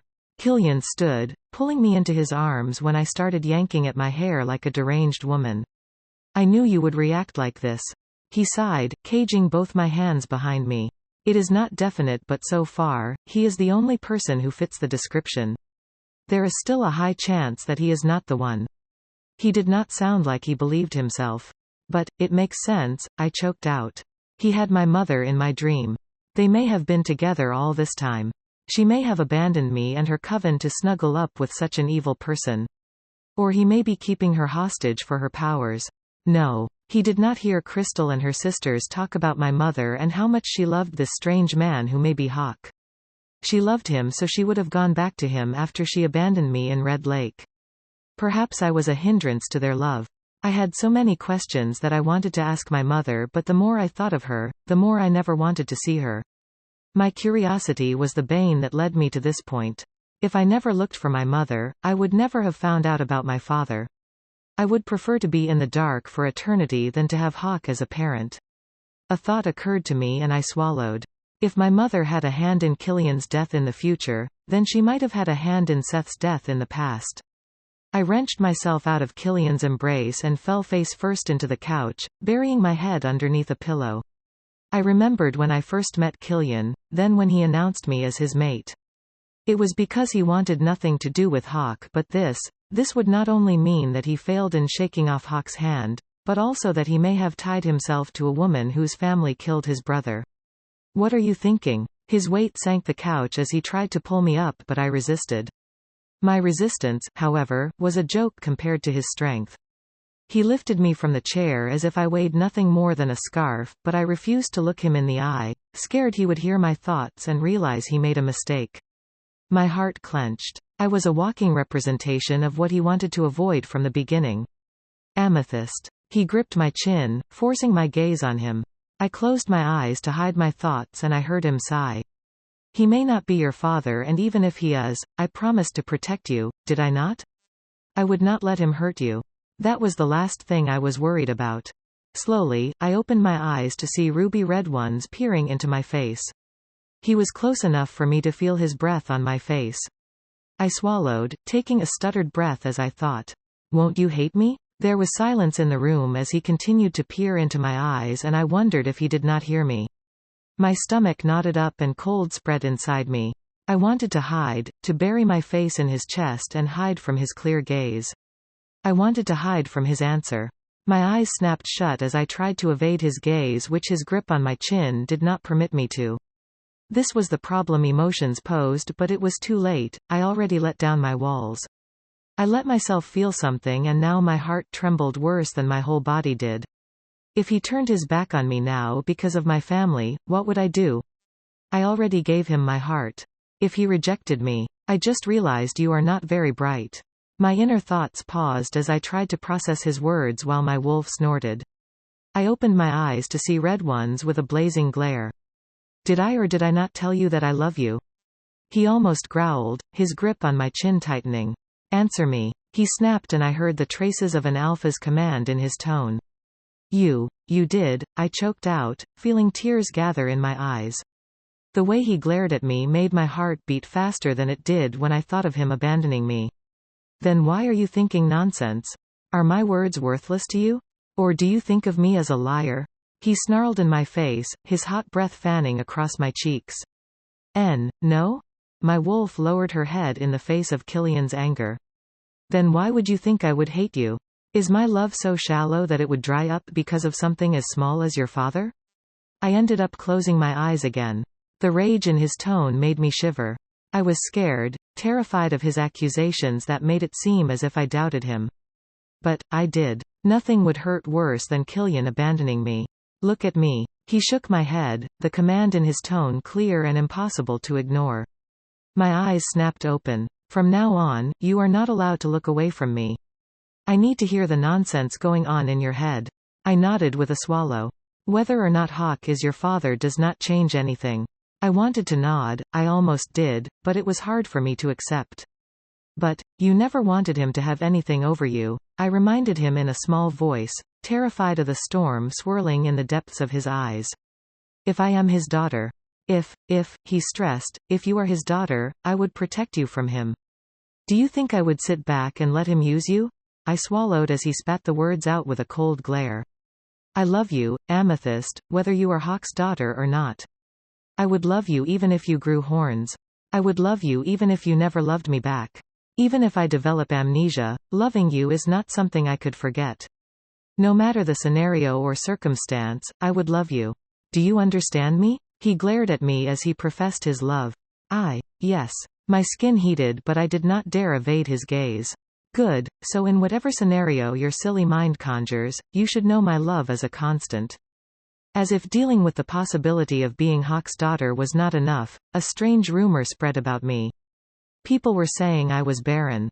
What even is this? I massaged my temple as I flung the newspaper down.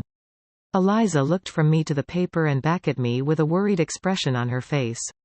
It is just a useless rumor. I am sure His Majesty is dealing with it already.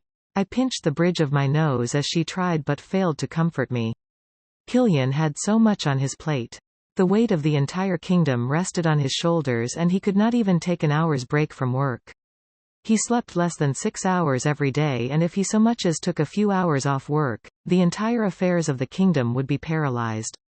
He just ascended the throne, and even then, he had to clear the 60 days backlog of work waiting for him for the days the kingdom had no seating monarch as we mourned his father. His workload should be reducing after he cleared off that backlog, but in reality, it was increasing by a staggering amount. When would he catch a break? He can't solve everything. I looked down at the wretched newspaper with a glare. Killian would beg to differ, but even if he had the power to solve this, he should not have to take on yet another responsibility. Before I said another word, there was a knock on my door. Eliza answered it and returned with a piece of parchment. Ignore the rumors. I am getting things sorted. The words were written in the familiar writing of my mate and I felt even more dejected. Who printed such a thing? I am going to visit them. I got out of my seat, but Eliza's next words had me falling back into my seat. There is rumor that there will be a protest, so I would not advise Your Majesty to step out. I almost gaped at her. A protest? There were never peaceful protests in the capital, only riots. It is only a rumor, but it is better to be safe in the palace than to venture out and get caught up in a mess. There was something she wasn't saying, but I knew it had something to do with me, this protest. This rumor, do you know how it started? She evaded my gaze for a second before sighing. Yesterday, the palace was abuzz with news of your barrenness. There was mention of how you gained weight, and then someone said they heard His Majesty say it is impossible for you to be pregnant, so they took it that you were barren and Your Majesty and His Majesty were hiding it. I blinked as she explained the situation to me. It is no surprise that there are spies in the palace, and I'm sure one of them took the news out. Killian and I had never talked about children. Although we had been mated for months now, there was never any pressure to have kids. There were so many things to be settled that I never even thought of kids, but now I was being accused of barrenness. Another knock sounded on my door and Eliza went to open it again. She returned with her sister, who had annoyance written all over her face. For now, I will be your personal guard, Your Majesty. Jack gave a short bow. I initially planned on returning home, but now that I see the nonsense happening in the capital, I can't leave you alone. Eliza pinched her secretly and she turned to her sister with a glare. What? Did His Majesty assign you as her personal guard, or did Her Majesty select you? Eliza asked. No? Jack frowned and Eliza facepalmed. I am volunteering my service. This palace is crawling with bugs, so it is best I protect Her Majesty. Who knows if the guards here will not point daggers at her if given the chance. My heart stuttered at her apt words. The buffoons who call themselves guards here were so quick to accept Hawk's order the other day, one would think he was the king. As she spoke, she had already taken a seat opposite me. Your Majesty, I am sorry for my sisters. Eliza bowed with a grimace. She is right. There is no trusting anyone in the palace. I waved away her apology, feeling my heart tremble. The guards in the palace were under Hawk's control. What if we could not change the future? What if my mate still fell under Hawk's spear while the guards who were sworn to protect him watched? Bugs. I felt my skin crawl with apprehension. There were so many people here who did not want my mate and I to be here. They did not recognize us as anything and would not hesitate to join in if a rebellion ever broke out. For the third time, there was a knock on my door and Scarlett rushed in before anyone let her in. She seemed to be rushing towards me, but in a flash, she was on the floor, her hands restrained behind her and Jack's knee pressing into her lower back. Scarlett let out a screech and I blinked in disbelief, my brain too slow in processing the scene playing out before me. Let go of me, you bitch. Scarlett struggled, but aside from being an alpha, Jack was also trained as a warrior and had fought in numerous battles, so there was no way for Scarlett to get out of her hold. Who are you and how dare you barge into the Luna Queen's place? Jack growled. I am her friend. Unhand me, you brute. Amethyst, tell this idiot to let me go. Scarlett shouted, struggling fruitlessly. I watched the whole matter for a brief minute, resentment rising in my heart. There was no way that Scarlett and her father did not have a hand in the rumors about me. Thinking of these people being my relatives made me gag. I almost threw up in my mouth as I met Scarlett's gaze. You can let her go, Jack. I said, then added, please, when Jack did not budge. Scarlett dusted her dress with a furious glare at Jack. What is the meaning of this? How dare this lowly thing tackle me like that? Is it my fault you were so easy to tackle? An alpha's blood is truly wasted on you, Jack taunted. Miss Scarlett, it is rude and highly disrespectful for you to barge into the Luna Queen's office like this. Who are you to lecture me? The redhead snarled. You are just as stupid and vulgar as your sister. To my surprise, Eliza, who was always prim and proper, let out a terrifying growl when Scarlett insulted her sister. I am the Luna Queen's personal aide and my sister is her guard. Who are you, a shameless woman, to approach the Queen? Unwilling to be caught in their fight, I cut them off.